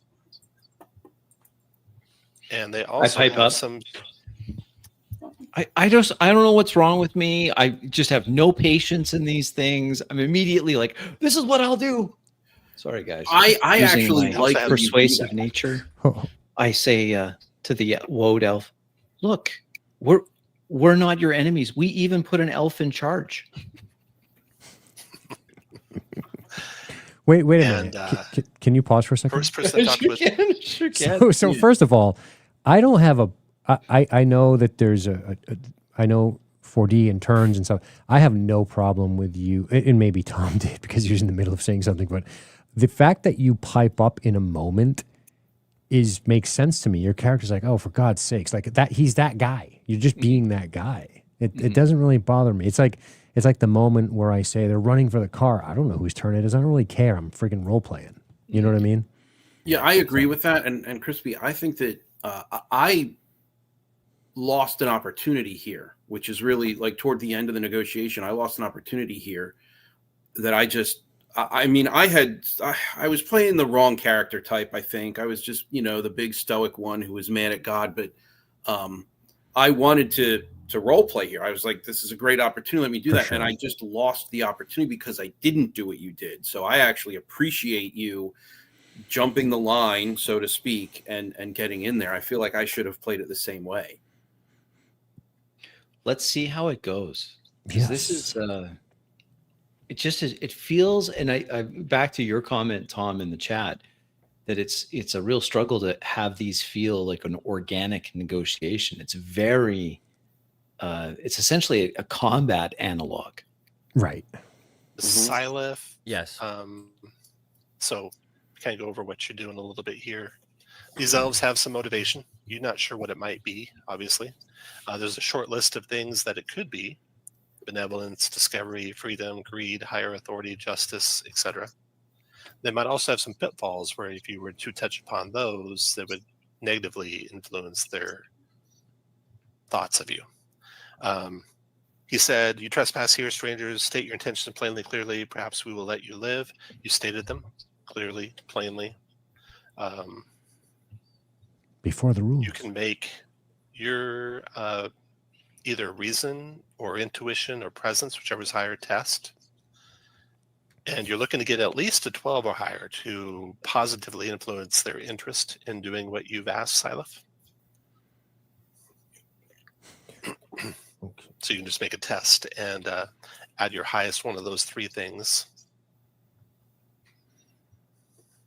Today, 13. Which is a 2, right? So that's 13. And then you can look at your skills and see if any of them might help. Persuade would help. That'd give you a 15 total. And then you may or may not have special things that can help as well. High elf glamour. I'm hot. Yeah, you want to flirt with them? I should have ripped out the flirt. You should have. You know, Glamour doesn't. Yeah, edge on persuasion test when flirt or persuade. Presence test when flirt or persuade. So you're making a presence test to persuade, so that gives you an edge, right? So that's 15 becomes a 17. So you did increase their interest from where it was at the start, rock bottom, not wanting to help you, to a 2, and you're trying to get that interest as high as you can. Right now, they're not going to let you pass, but they're edging. They might help you in some other way. They're at, no but. And then, Jory, you wanted to step forward and say, what did you say again, Jory? I am pointing out that we are led by an elf and his wisdom. And it was so hard for me to say it. It was so hard. And Oh, man. we are carrying medicine for sick animals. He's Huh? so proud of himself. that's My amazing. idea behind this character was that he was a con man and he was like trying to be reformed, but he just learned that he can read, he has telepathy. Right. And he's like, well, it's really easy to be a con man with telepathy. I mean, come on. That would be good. So you can make yourself so you got 2 motivations for them. Freedom, basically, Sylph hit on protection for the wild animals. Jory wisely did not say which animals the medicine was for. They might not have cared about domestic animals, but you're on their motivation, Jory, so you can make a easy reason, intuition, or presence test. This is reason. Telepathically, I say to the bot, I got this, boss. Very good. That's going to be 14 plus 2 is 16. Very good. Okay, that's another success on their interest. So now their interest is up to 3. Being a 16, it does take a little bit of their patience. They won't talk to you forever. Their patience, though, is still pretty high at a 4. So not until the patience goes to 0 is the negotiations over, or they can be over at any time you decide. Yep, go for it. Here's the problem with the negotiations currently. It's more out of character than in character, which is at the antithesis of negotiating with a role play. Correct. Yes. Now, I want Like to. this. Go ahead. I'm sorry. Go ahead. I was just gonna say, Dice Tales in the chat pulled the words out of my mouth. I was just thinking that, having structure and rules and roles for negotiating really helps people. Like me, I'm not the greatest negotiator. I think sometimes I want to give my players what they want. That's the problem. But when a role decides it, you could pass or fail, yes or no. So that's great advice around negotiating mechanics in game. Go ahead, Bake. Sorry. It's a whole can of worms, that idea. Yeah, That's a video unto itself, I think. it really is. It really is. Yeah. Yeah. All right. Sorry, Bacon. I just Go ahead. I was just going to say this whole thing could have been just a conversation. Like we didn't need the mini game. It could have just been a conversation between NPCs and PCs, and you can make president's roll or whatever to persuade. If they have their specific topics that they want us to touch on to let us pass, then we could naturally arrive at those through conversation. But this was this really felt. I don't want to say bad. It didn't feel bad. It felt like wrong almost. Like this was the wrong choice for characters to have interactions with one another. And we'll see, like once we get to the end of the segment, I'll talk about it when we get there. I'll just Right now you're at yes, but Okay. Yeah. And let's just get to, because I think it goes for another few minutes. yeah. they're going to help you, but there might be some consequences. In fact, I'll tell you what those are right now. Telepathically to Sila. You're not really the boss. That had me laughing before when I realized So everything. I was cracking up. It's just like memeing him. The leader of them telepathically. notices something you picked up. I tried to say I shoot him a that maybe you look. didn't notice you picked up, Bobby. I failed to describe this previously, but the rat folk had various things on them. Maybe Fiok has this. Maybe Fiok picked it up. Yeah. He looks at Fiok and he sees some gloves that Fiok picked up. And you recall Fiok taking that from one of the rats. He says, if you give me those gloves, I'll let you pass. And now Bobby and or Rick, you can chime in if you want to try and raise his interest more, or you can accept that offer. I lean over and snatch the gloves out of his hand. What do you need these for? As I hold them out Great to line. the woad elf. Oh, those are magical. Let's see what they would do. I hold him back. He looks at them, says, can you bring them a little closer so I can make sure? Well, I think they're magical. Without looking closely, I wouldn't know for sure.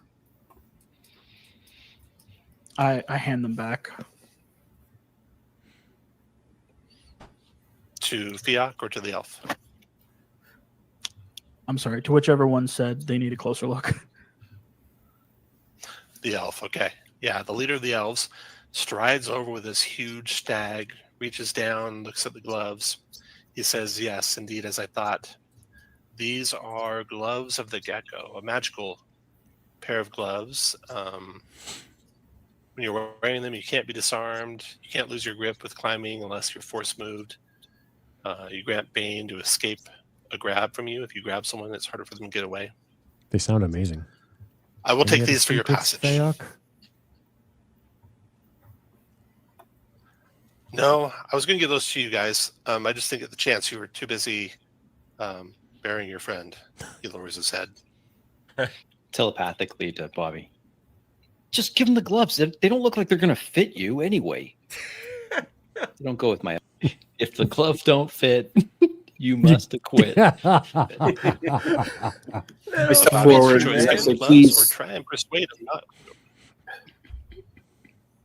Too funny. In shit. your head, Jory, you hear, I think we'll be fine without him. And That's what I said. extend the gloves. Say, you can keep them. He nods. You can take the and- human if you'd like to. That one. That's awesome, dude. That is so good. You know what, chat? You should be doing that kind of stuff. You should have some banter between players. It's just so 100%. enriching to have that. It's Yep. a little bit of I don't know. It just adds something Brings it to life. so much more tangible to the relationship. Like, It feels like Mhm. something. You can imagine it. I agree. and you can't go too far and Oh, yes. spit on the corpse of the. Hardcore, Another reason why I bro. wish Uriah was here. I would have loved to have gotten into To that. answer for his war crime. desecrate the body of the And priestly then lie orc. about me. Oh, he ran off. He ran off. I think I He didn't further make it. insult Crispy's character here. It's very funny. Sorry. He's joking. He's joking. The elf, He doesn't do Backs much up. work. It's true. I'm the thing. and as fast as they arrive, they're all gone. Now you're alone on the road again, free to pass through the territory of the elves. So that was the negotiation. So that is the negotiation. Yeah, and it felt very much like, okay, you hit your points, you hit your threshold, discussion over. Like, Yeah. well, hold on now. What if we wanted to get into it more with that character? It was very interesting. Why are they in the woods? Like, I again, playing the stoic, mad at God orc, I likely was playing. I was playing to my role for sure, but there was an opportunity for me to get in there and discuss things, and it wouldn't have amounted to anything later because I end up, spoiler alert, I end up dying. But I wanted an opportunity to say, hey, just, we've lost his brother. We're really just trying to get through. Can you please just let us through? Like, I wanted to sort of parlay in that regard. And it was just like, nope, we got 1 point, we got 2 points, we got 3 points. Okay, over. They're gone. They're into the mists. And I really, really didn't like it. Yeah, dude. I was like, oh, they're elves. I'm an elf. I know we're different species. I don't know what the PC term is. I don't really give a shit.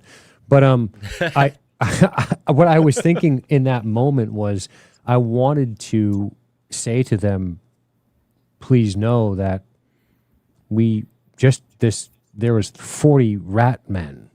They killed our companion. You should be warned. Like, just a little conversation. Maybe we could have got into it. Maybe we could have got a tip. Maybe they could have escorted us. Maybe whatever. Not escort us. I'm getting crazy, but you know what I mean. Anything to where it's just like, well, hold on. Like you said, wait, just chill. Well, yeah, and again, I feel like it's this isn't. Maybe we've already said this enough, but it's not. This isn't about Tom and the GMing. It's about what the game outlines to be done in this moment for this particular encounter. So just to put that forward. Again. Yeah, and I think that Dice is clued into that too, that it's really the mechanic itself. There was someone in this individual is a new name for me, where it's when he running Draw Steel is trying to have all of this kind of in the background. And I think you could, as much as possible, if it were in the background, you just understood what the motivation of these NPCs were, then you can just have an organic conversation, call for rolls depending on what they do. But yeah, it's just it did feel very stilted instead of just a normal negotiation. It's another subsystem. It's just one more subsystem. It is. This one's social. As simple as a persuasion roll or an intimidation check from 5e. They got that right at least. That was simple. It was fun.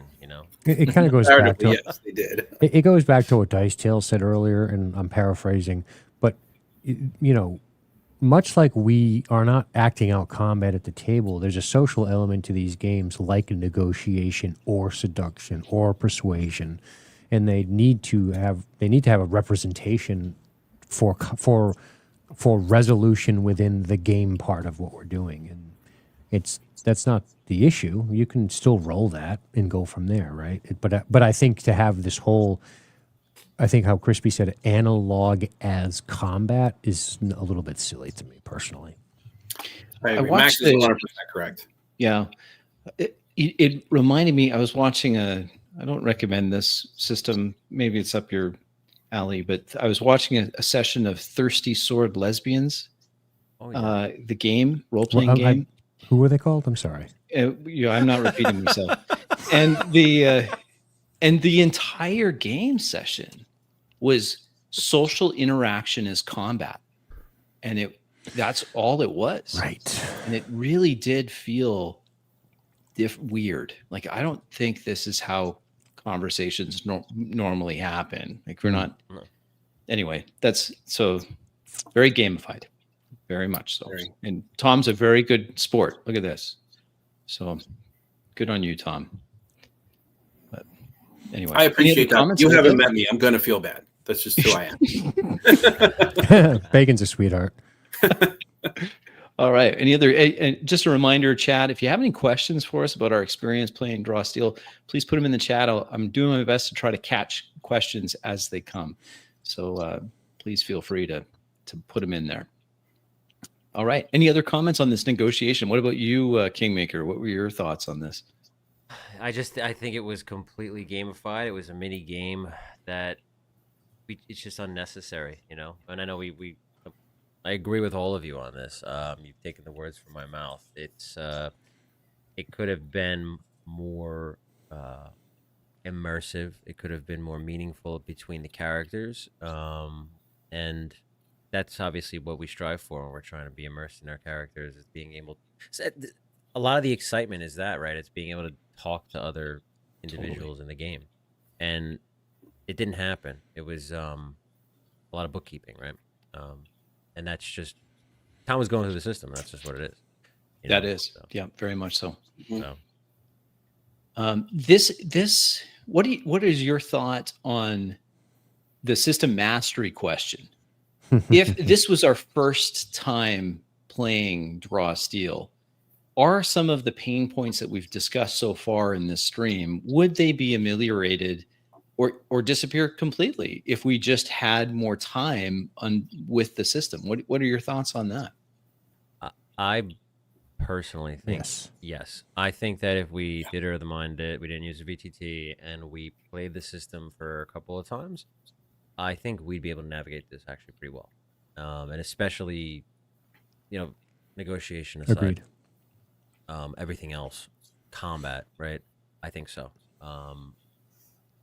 Being pulled into, not even pulled in, your focus being sucked at a grid all the time is distracting, right? And pressing the buttons and the tokens.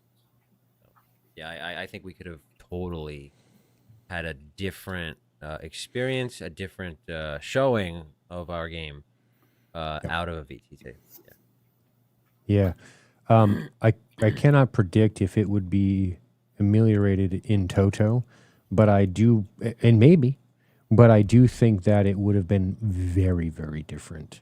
The only issue I think perhaps would stand in our way, regardless of system mastery, is the nature of the combat being epically heroic.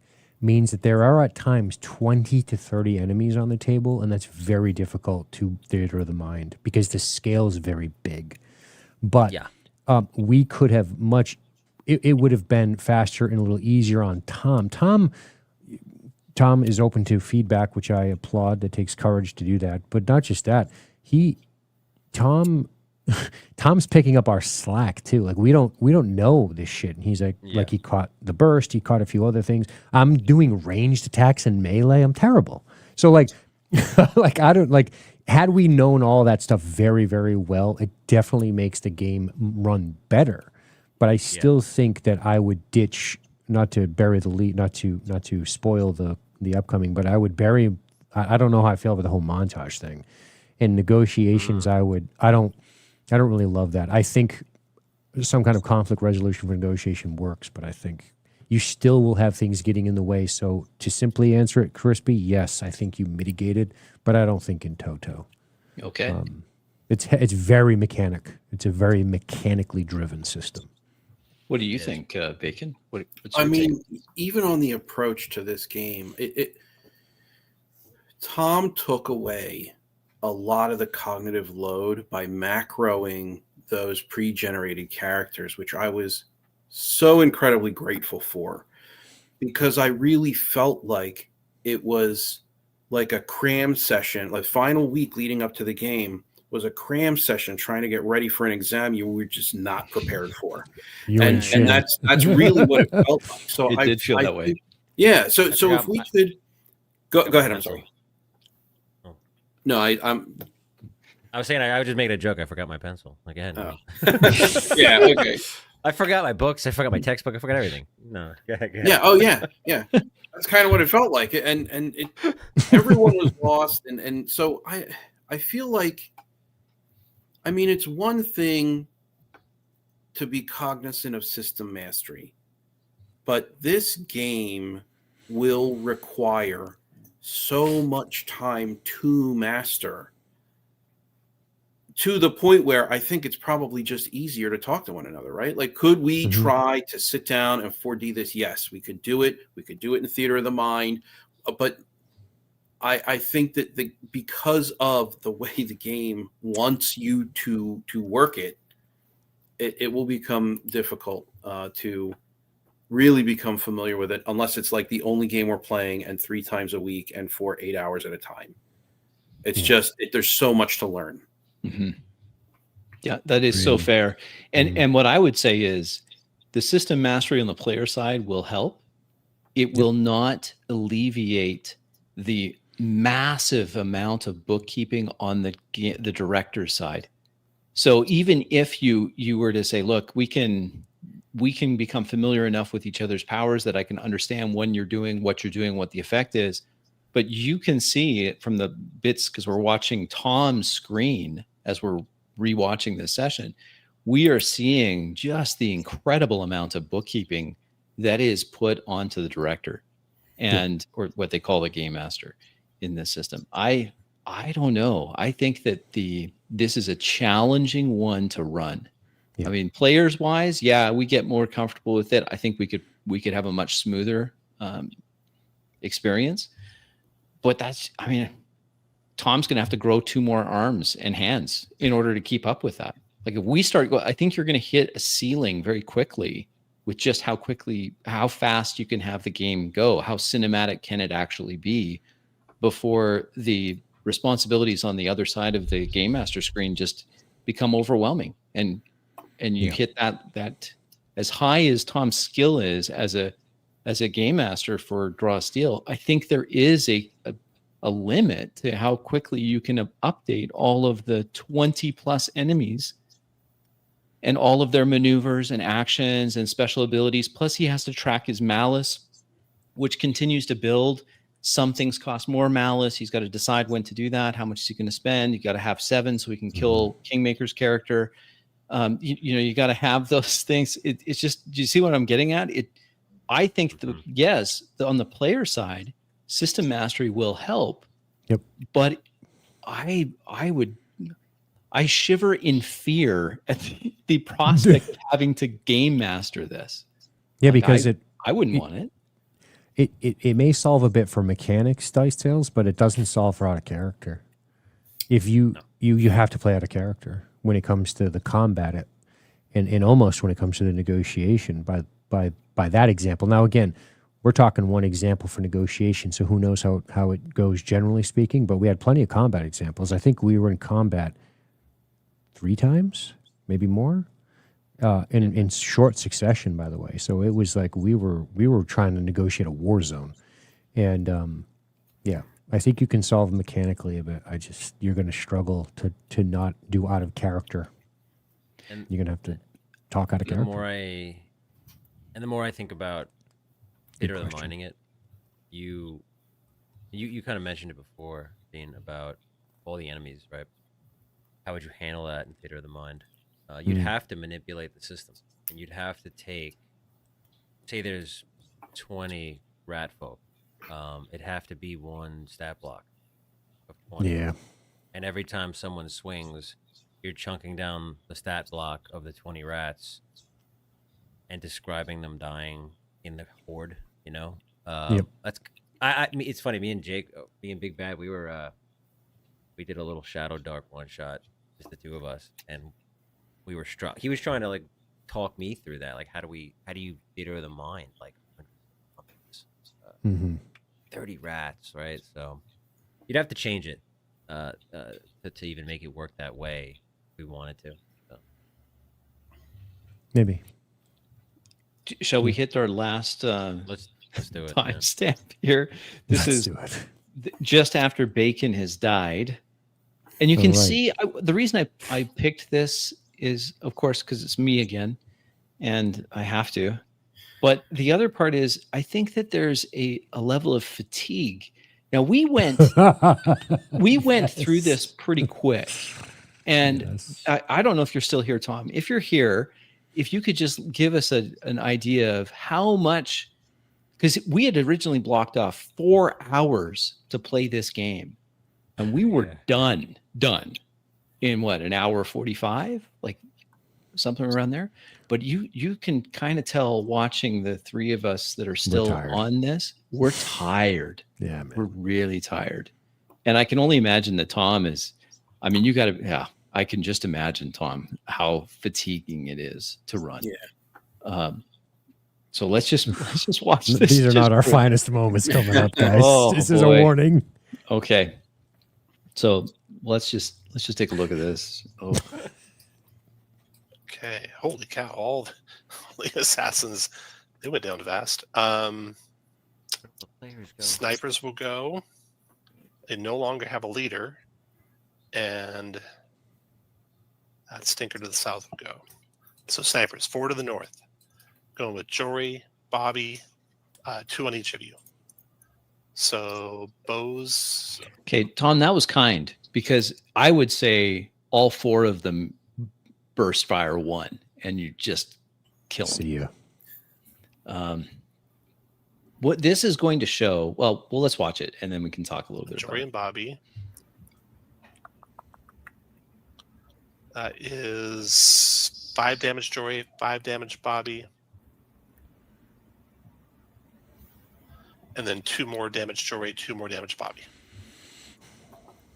From the second one. So those 2. Then the ones to the south, did I do those? This is 1 on Sileth and 1 on Bobby. 4 damage Sileth, 4 damage Bobby. They are all done. The stinker to the south. He will do Toxic Winds on Bobby. 2 poison Bobby, still can't slide you. And then Jory. Oh, Jory, did you go to -11? That would kill Jory. Yeah. Okay. We're taking damage and not saying a friggin' word. We're not saying a thing. We are. I'm sorry, Tom. We are checking out here. Like this is Tom. We stink here. We were just stink tired. To the point where, because if you're new to the channel, most of the time when I'm a player, my characters don't survive. So I actually like, as Kingmaker mentioned earlier, I don't mind at all that characters die, but I like to role play the death. This is me role playing the death. Listen. Yeah. I think Jory goes down. Yeah. Slumps dead in the saddle. That was it. Jory's out. Arrow to my chest. And Fiak, he will. I was just done. I was like, okay, I'm out. It was it's like there's no no, I'm just slumped arrow forward. through my chest. Through my chest. Very poetic. Yeah. If I had a chance to redo that, I would do something like, but again, by this time, if you watch our turns, no one's, except for Uriah, because he's probably the best of us, no one's taking any time to try to role play at this point. We're just trying to survive. And I think, may I?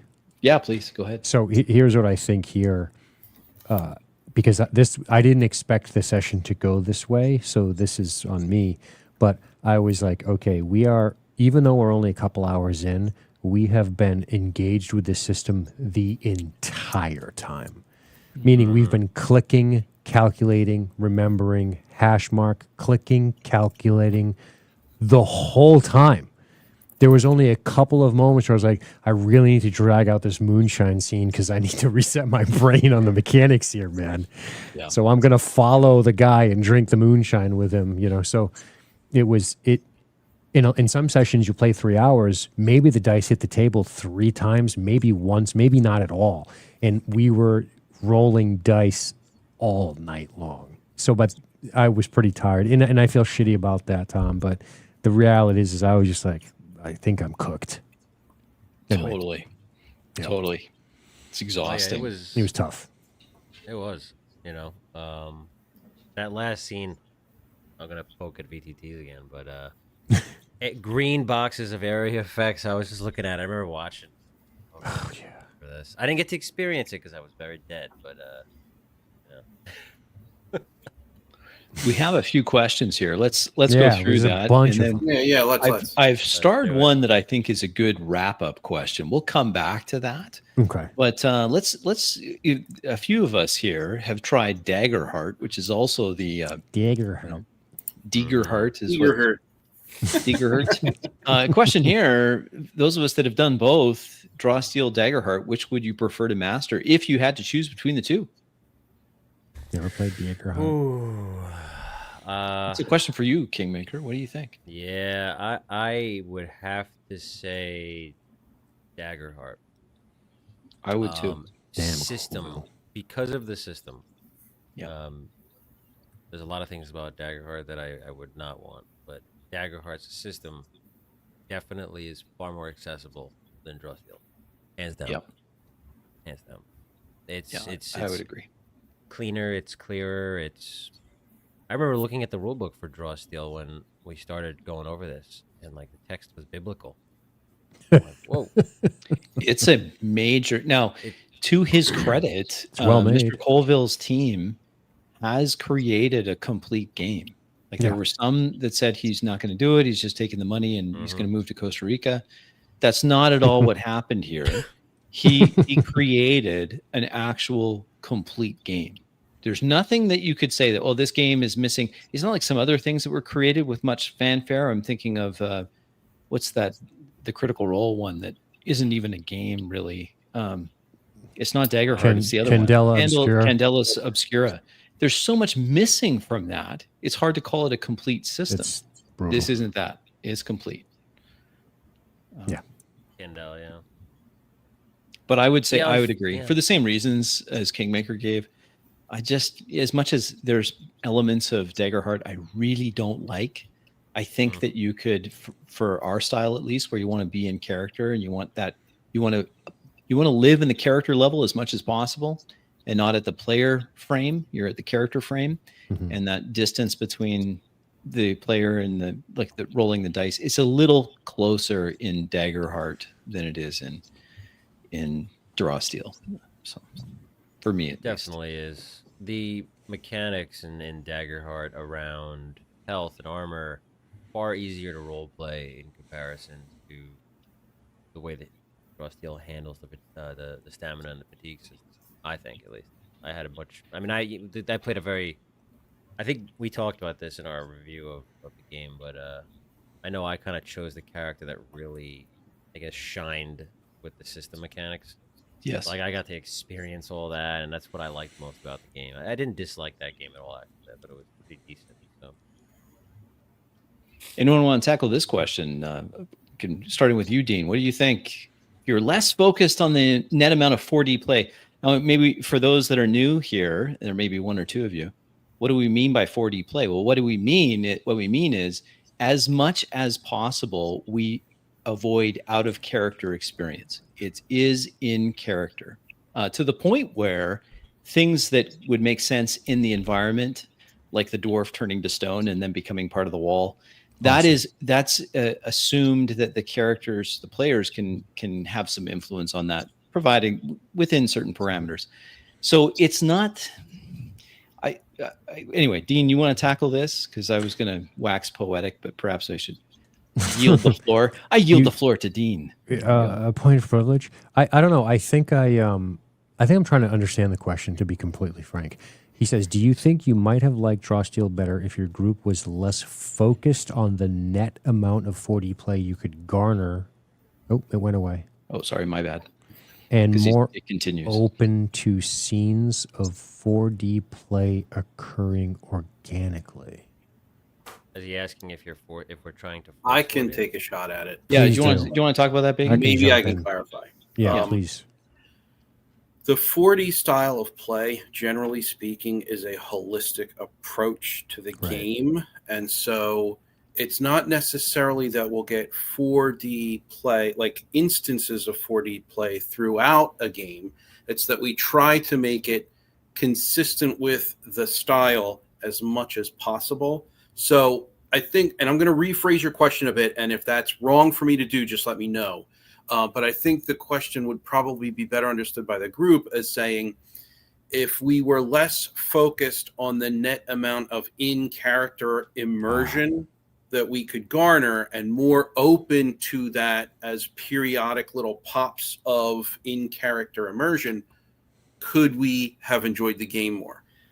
My answer is yes, and this is going to tie back into the question that you want to wrap up on, Crispy. So I will leave it as just a flat yes. I actually have quite a lot to say about this, but I would say I think that if we met the game where it wanted us to meet it, that it would have been a more I don't even want to say a more positive experience. I really did have a good time with you guys. Like it was a real fun game. It was a real fun experience. We're just being critical of the mechanics at the moment.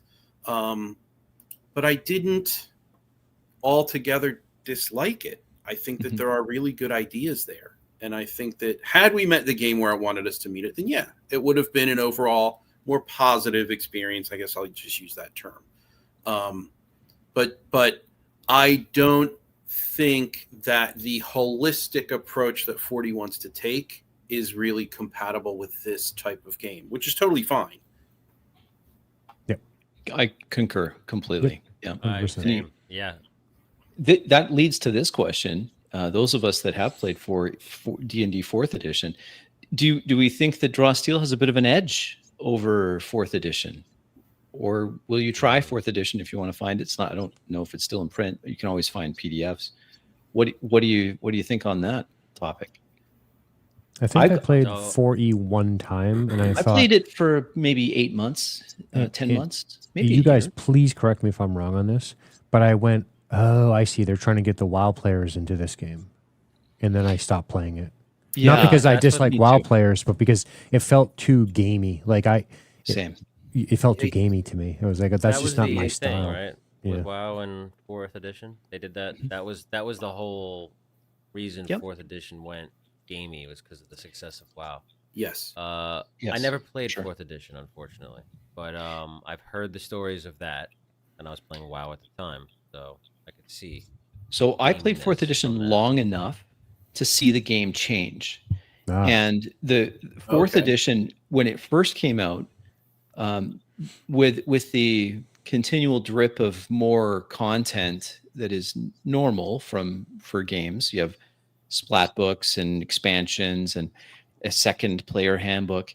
By the time that the 4th edition was a little long in the tooth, the game had changed enough that you really couldn't play the original stuff. It didn't work so much with the later stuff, and you had to. There was a bit of a split in the game itself, and some things later on were just so much better than the early stuff that you didn't use the early stuff anymore. It had to be the latest and greatest. I would give it, and this may be a little controversial, I would say, thinking back to my 4E experience, I think Draw Steel has a bit of an edge over 4E. And the reason why is because of it doesn't have that same baggage that 4E had. When we adopted 4E, my in-person group back when it was brand new, we struggled a bit because we were coming from 3.5. And so we had what we thought, and before that too. So those that had played, 2nd edition or Advanced Dungeons and Dragons, going to 4E was jarring because we already had enough experience with Dungeons and Dragons that we could tell that this was not the Dungeons and Dragons that you thought it was. This is something completely different. Yeah. Whereas I don't think Draw Steel will have that kind of baggage. It's clearly its own thing. And the classes are different, and the abilities, they have different names for them. I don't think it's going to have that same nostalgia for what it used to be that 4E had, that limited a little bit its appeal to those of us that had already been playing for years and years by that point. Does that make sense? Totally. It does make sense to me. And I had a very limited experience with 4E. We switched for, I think it was maybe like 2 or 3 months, and then we bailed because we didn't like that it was trying to emulate World of Warcraft. We wanted our tabletop role-playing game, and we were all WoW players, so it wasn't like we didn't like WoW. We just didn't want that same experience at the tabletop. We would play WoW when we wanted to play WoW. Yep. And I can't comment as to, you know, the longevity of 4E and how it changed like you can, Crispy. But I can say that I don't think Draw Steel it's not trying to attract a video game crowd. And I think that the classes, in my limited experience with 4E, the classes are a bit more, they're a bit, pardon me, I'm not going to say more, I'm going to say less. They're a bit less rigid. Like, there are definitely roles that these particular classes fill, and there are specific things that they have available to them that no other class has available to them, much like 4E. But it's a bit less rigid, believe it or not, I guess. So I'll leave it at that. That's what it feels like to me anyway. Again, very limited experience with 4E. We switched over to Pathfinder in 3 months. Yeah, Draw Steel seems better timed too, doesn't it? Mm-hmm. Yeah, I think so. I think I don't think either game is very appealing to me, because, as you've said multiple times, Bacon, if you want to play in an in-character role play all the time focus, this is a game that will have a lot of pain points to you. It's just not. It is simply not designed for that type of game. It's closer to a war game. Now, I mean, there's a bit of an argument going on in chat, so we can always weigh in on this, but I think maybe the best way to do that is to ask kind of a wrap-up question, if that's okay with you, gentlemen. Sure. And I'll let me find it here. This is maybe a good wrap-up. Would you want to play this again? And as you guys have said, the game can be fun, but really hard to play in character all the time, or 4D style, and to describe everything in the world. All the mechanics and resources seem like a burden to 4D. What's your? Let's just go around the table here and get your take on this. Would you want to play this again? If so, yes. Why or why not? Yeah. No. Why? Because there's just too many goddamn good games out there, and we have how much time at the table, right? I think it's a really, I'm very impressed with the production quality of the game. I'm impressed that he got a complete game out. I'm impressed that it's a big giant book that's very well laid out. I mean, flipping through it, we were cramming for the test, to use the earlier comparison. So I have no problems flipping through the book. I go, okay, wow, I see what he's doing here. This is impressive as a product, but I'm not the audience, and that's okay. Lots of people are the audience, clearly, and I wish him the best. But for me, there's just too much competition when it comes to other games at the table that facilitate a style that I'm much more interested in playing. So I say no, not out of hatred or anger or malice or anything like that. I just go, it's pretty simple. You know, I talk about movies a lot. That's one of the things I do. And there are times where I go, I saw that movie once. Cool. When they say, would you watch it again? I go, no, because I'd rather watch these other better movies again. So that's really what it comes down to for me. I would say this. I don't know if I'm going to tell you to spend a lot of money on the book. Like I do with movies, I'll say this. Try it. Play it for sure. I wouldn't tell people don't play it. Play it for sure. But for me, I don't need to play it again. There's just too much competition at the table for it. Good point. Good point. Okay. What are your thoughts there? You want to weigh in on this, Kingmaker? Sure, yeah. I would not play it again. And all of the reasons that Dean said, and I tend to be more of a high fantasy / dark fantasy fan. And they went in a direction where they really wanted to create their own universe of races and classes that were, I guess you'd call it, kind of unfathomable. Like, there was nothing recognizable in the book that I wanted to play. Even though we got to play pre-generated characters, but reading through the classes and looking through all of that, like, there was nothing that resonated with me in my imagination. Unfortunately, I love that. Oh, I'm going to be the paladin, or I'm going to be the rogue, or I'm going to be the fighter, or the priest, or the mage, or the sorcerer, or the necromancer, whatever it is. That's what I look for at the table. And if I'm going to spend time at the table using my imagination, that's what I want to do. you know. So I'm attacking the game's universe. I didn't like it. The fluff. You weren't a fan of the fluff, you're saying? No. Gotcha. And the rules, I can work around the rules. Like, I could figure them out. I think the universe itself, I'm going to spend time with my mindscape and my imagination. It's going to be a darker fantasy. It's going to be like I Lord dig of the it. Rings. It's going to be like, like that. That's what I look for, right? Hell yeah. So, yeah. I'm going to give the last word to Bacon. So let me just answer my take on it first, and then Bacon, you can hit it out of the park for us. Sure. I think no pressure, no pressure at all. And I'm going to just touch a little bit on some people that are new here. Obviously, we are advocating.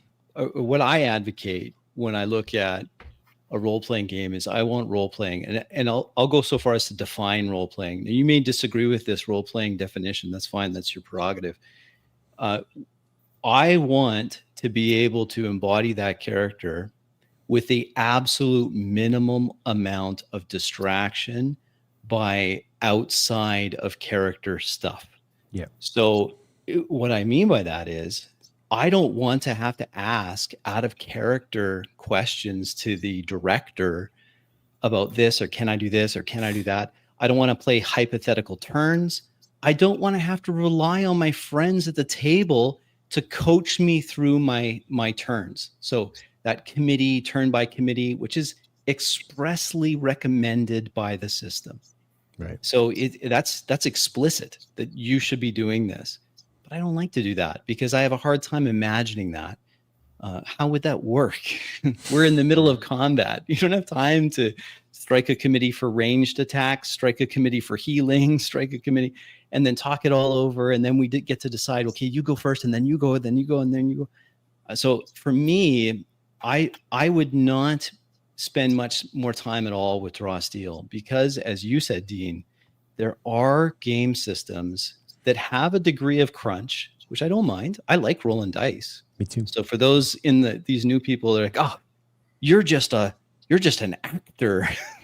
Yeah. Okay. All right. Did you watch the session? Yeah. Watch the play. Well, you can watch our sessions. The fucking worst actors ever. Oh, sorry. I don't know if I terrible can swear on actors. Christmas channel. All the time. Oh, it happens all the time. But Okay. so I would say, for me, it doesn't match up with what I enjoy the most about a role-playing game, which is the role-playing element. Right. And we've tried a lot. We've played Daggerheart. We've played what other ones? We did the Wendy's RPG. We've done 5th edition. We've done OSR.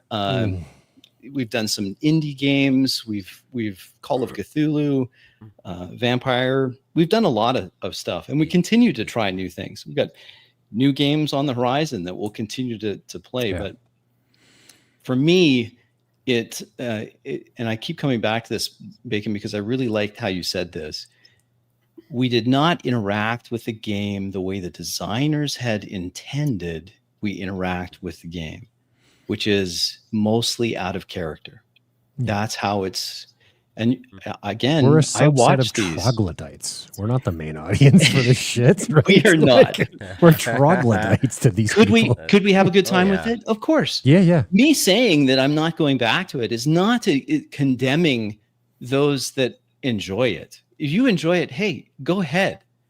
If from my perspective, though, it's just not. I'm not getting the same enjoyment that I get out of different games, whether it be Traveler or other games where it's more of a unified system. There's a lot less.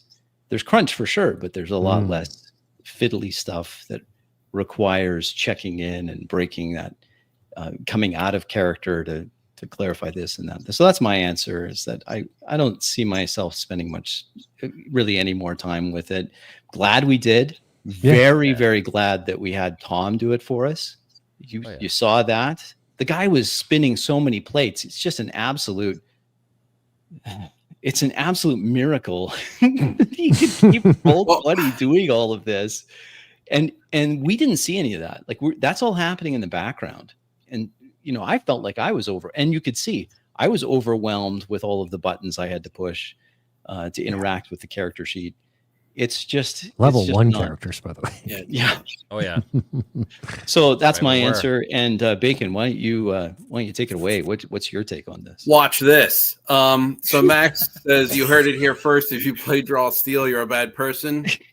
I'm a bad person. My answer is I went and pre-ordered the game after the session, but here's why. I think that it was very clear that we were not meeting it where it wanted to be met, like you had said. And I think that I want to know the kind of player that it wants me to be. And this gets into a whole bunch of my bull crap that I cover on my channel, but like, I want to know what the best player at Draw Steel looks like. And I think the best way for me to do that is to experience it. I will never try to 4D it, ever. Sure. It's just, will I role play? Yeah, I will do my best to role play in the moments that I have role play. Will I be able to find a group that wants to play it with me? That's going to be a thing. And I am probably not going to look too hard, right?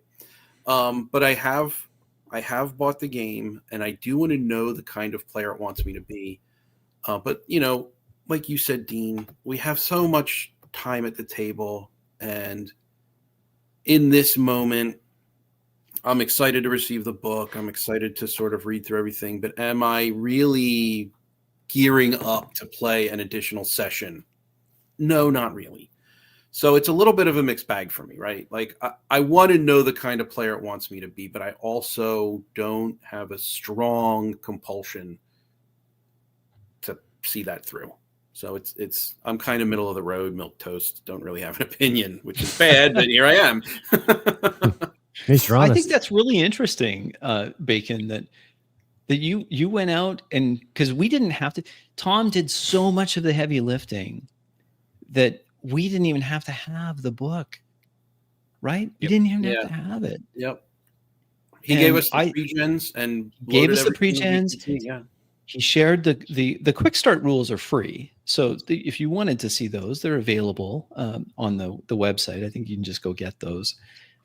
But he did all of that pre-gens, all of that. He gave us a cribs notes of the different conditions and what can do as maneuvers that everyone can do. So he did a great job for us. I'm really fascinated that Bacon, you've pre-ordered the actual book. That's fantastic. That's really good. There you go.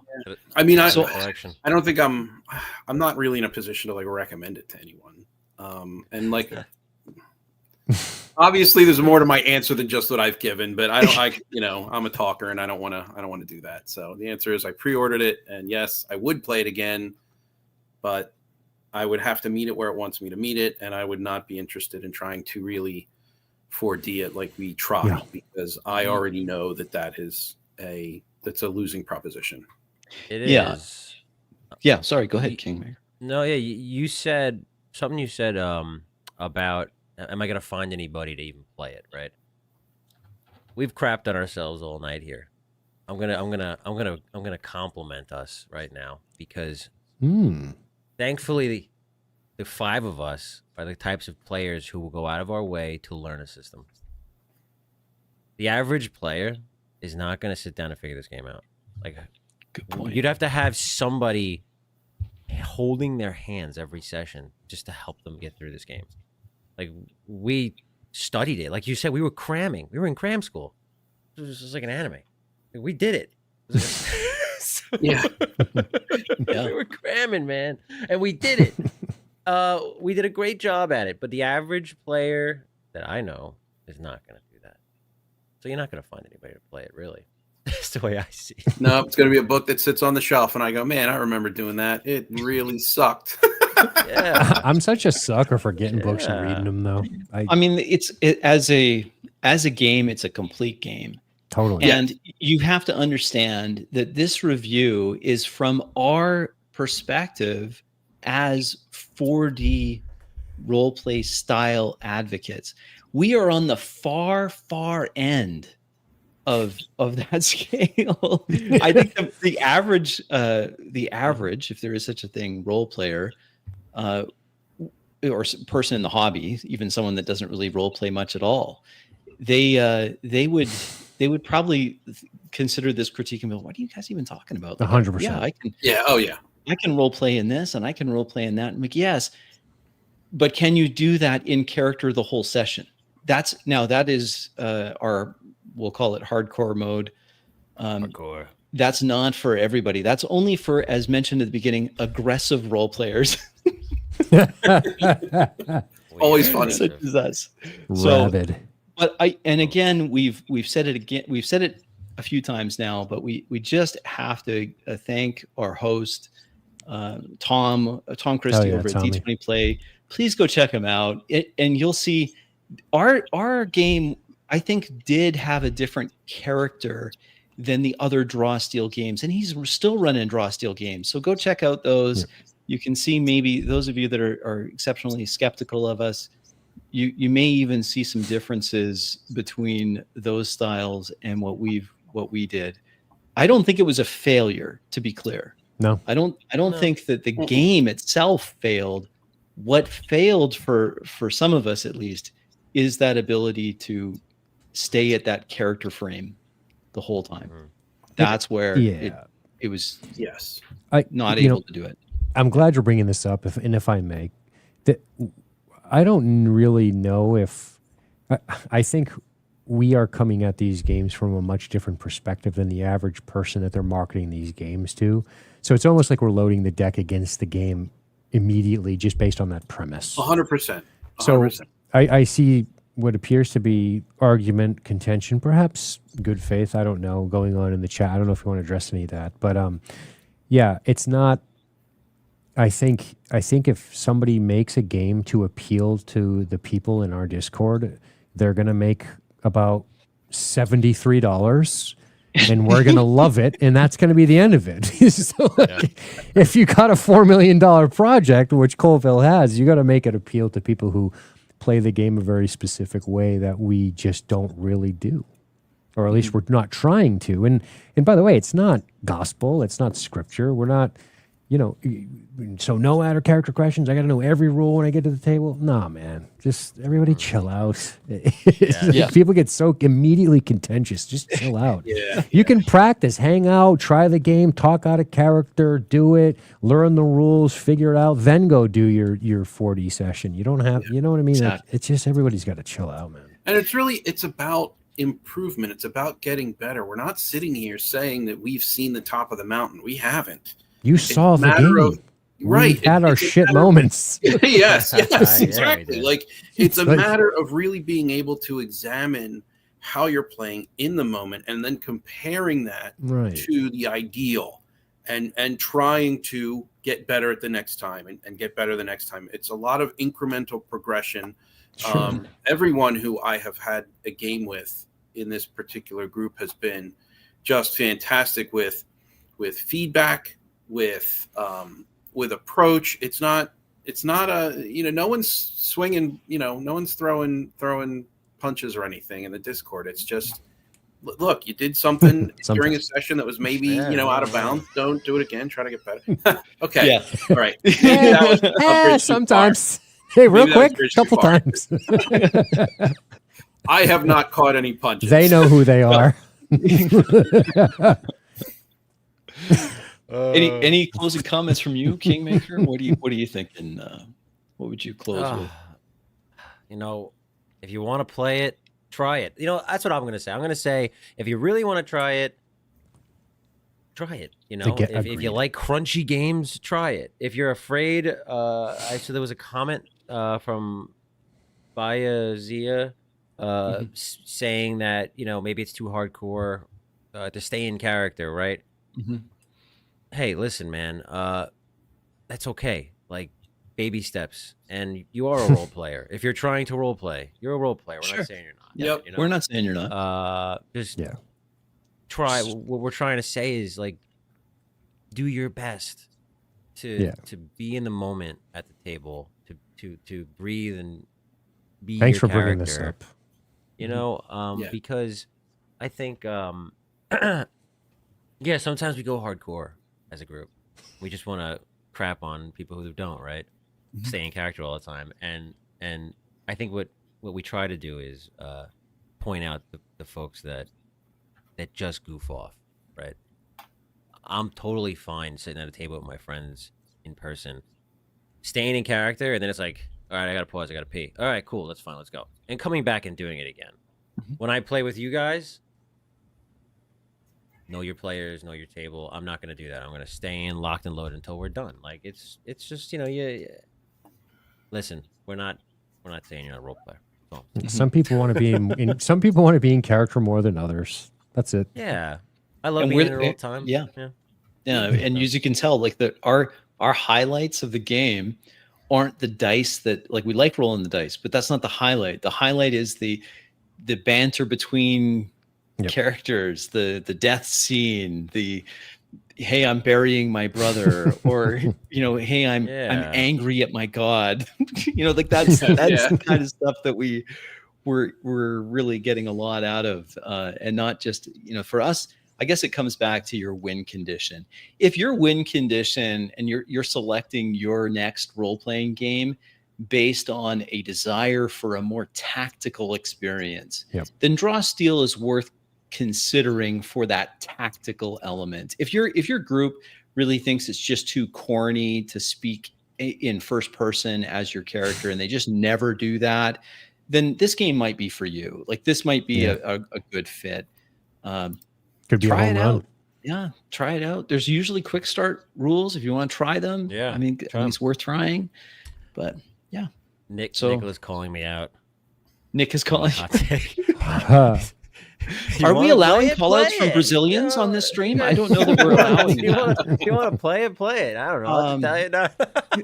I'm just not sure. Can we extradite him? I think, Prosecution. of course, Nick is always welcome, and he has the best mustache. We have some better beards, but as far as mustaches go, Nick is top notch. There is the I think I've put it in here. There's a Discord link if you want to do that. You can come and see us there. And I feel again, just be warned that we are on the far end of that. If everyone's on a spectrum, which I think we are these days, then we are very much on the extreme side of that spectrum towards the role. Yeah. I feel like we the love scene it. in Dracula, like I want to hand B the cross and say, for the dead travel fast, you're going into Transylvania, be warned. You know, like So good luck in there. at any rate, I really appreciate the time you gentlemen have dedicated to this. We wanted to give that feedback, take a look at the game, talk about it. Hopefully this is useful for those of you that are considering Draw Steel or just want a aggressive role player take on the game. Indeed. We're happy to give that to you. Thank you for everyone in chat. We had an active chat, some great questions there. Hopefully we were able to address those from our perspective, having actually played the game. Again, thank you to everyone that'll watch this on the restream. And again, if you are curious and you want to try out, can we do this? Can I be in character the whole time? Jump on that Discord and try it out. So, okay. Totally. Thank you. And until next time, everybody, God bless, and we'll look forward to catching you on the next game. Oh yeah. Shout out, guys. Thanks so Take much. care, everyone. Take God care. bless everyone. Peace.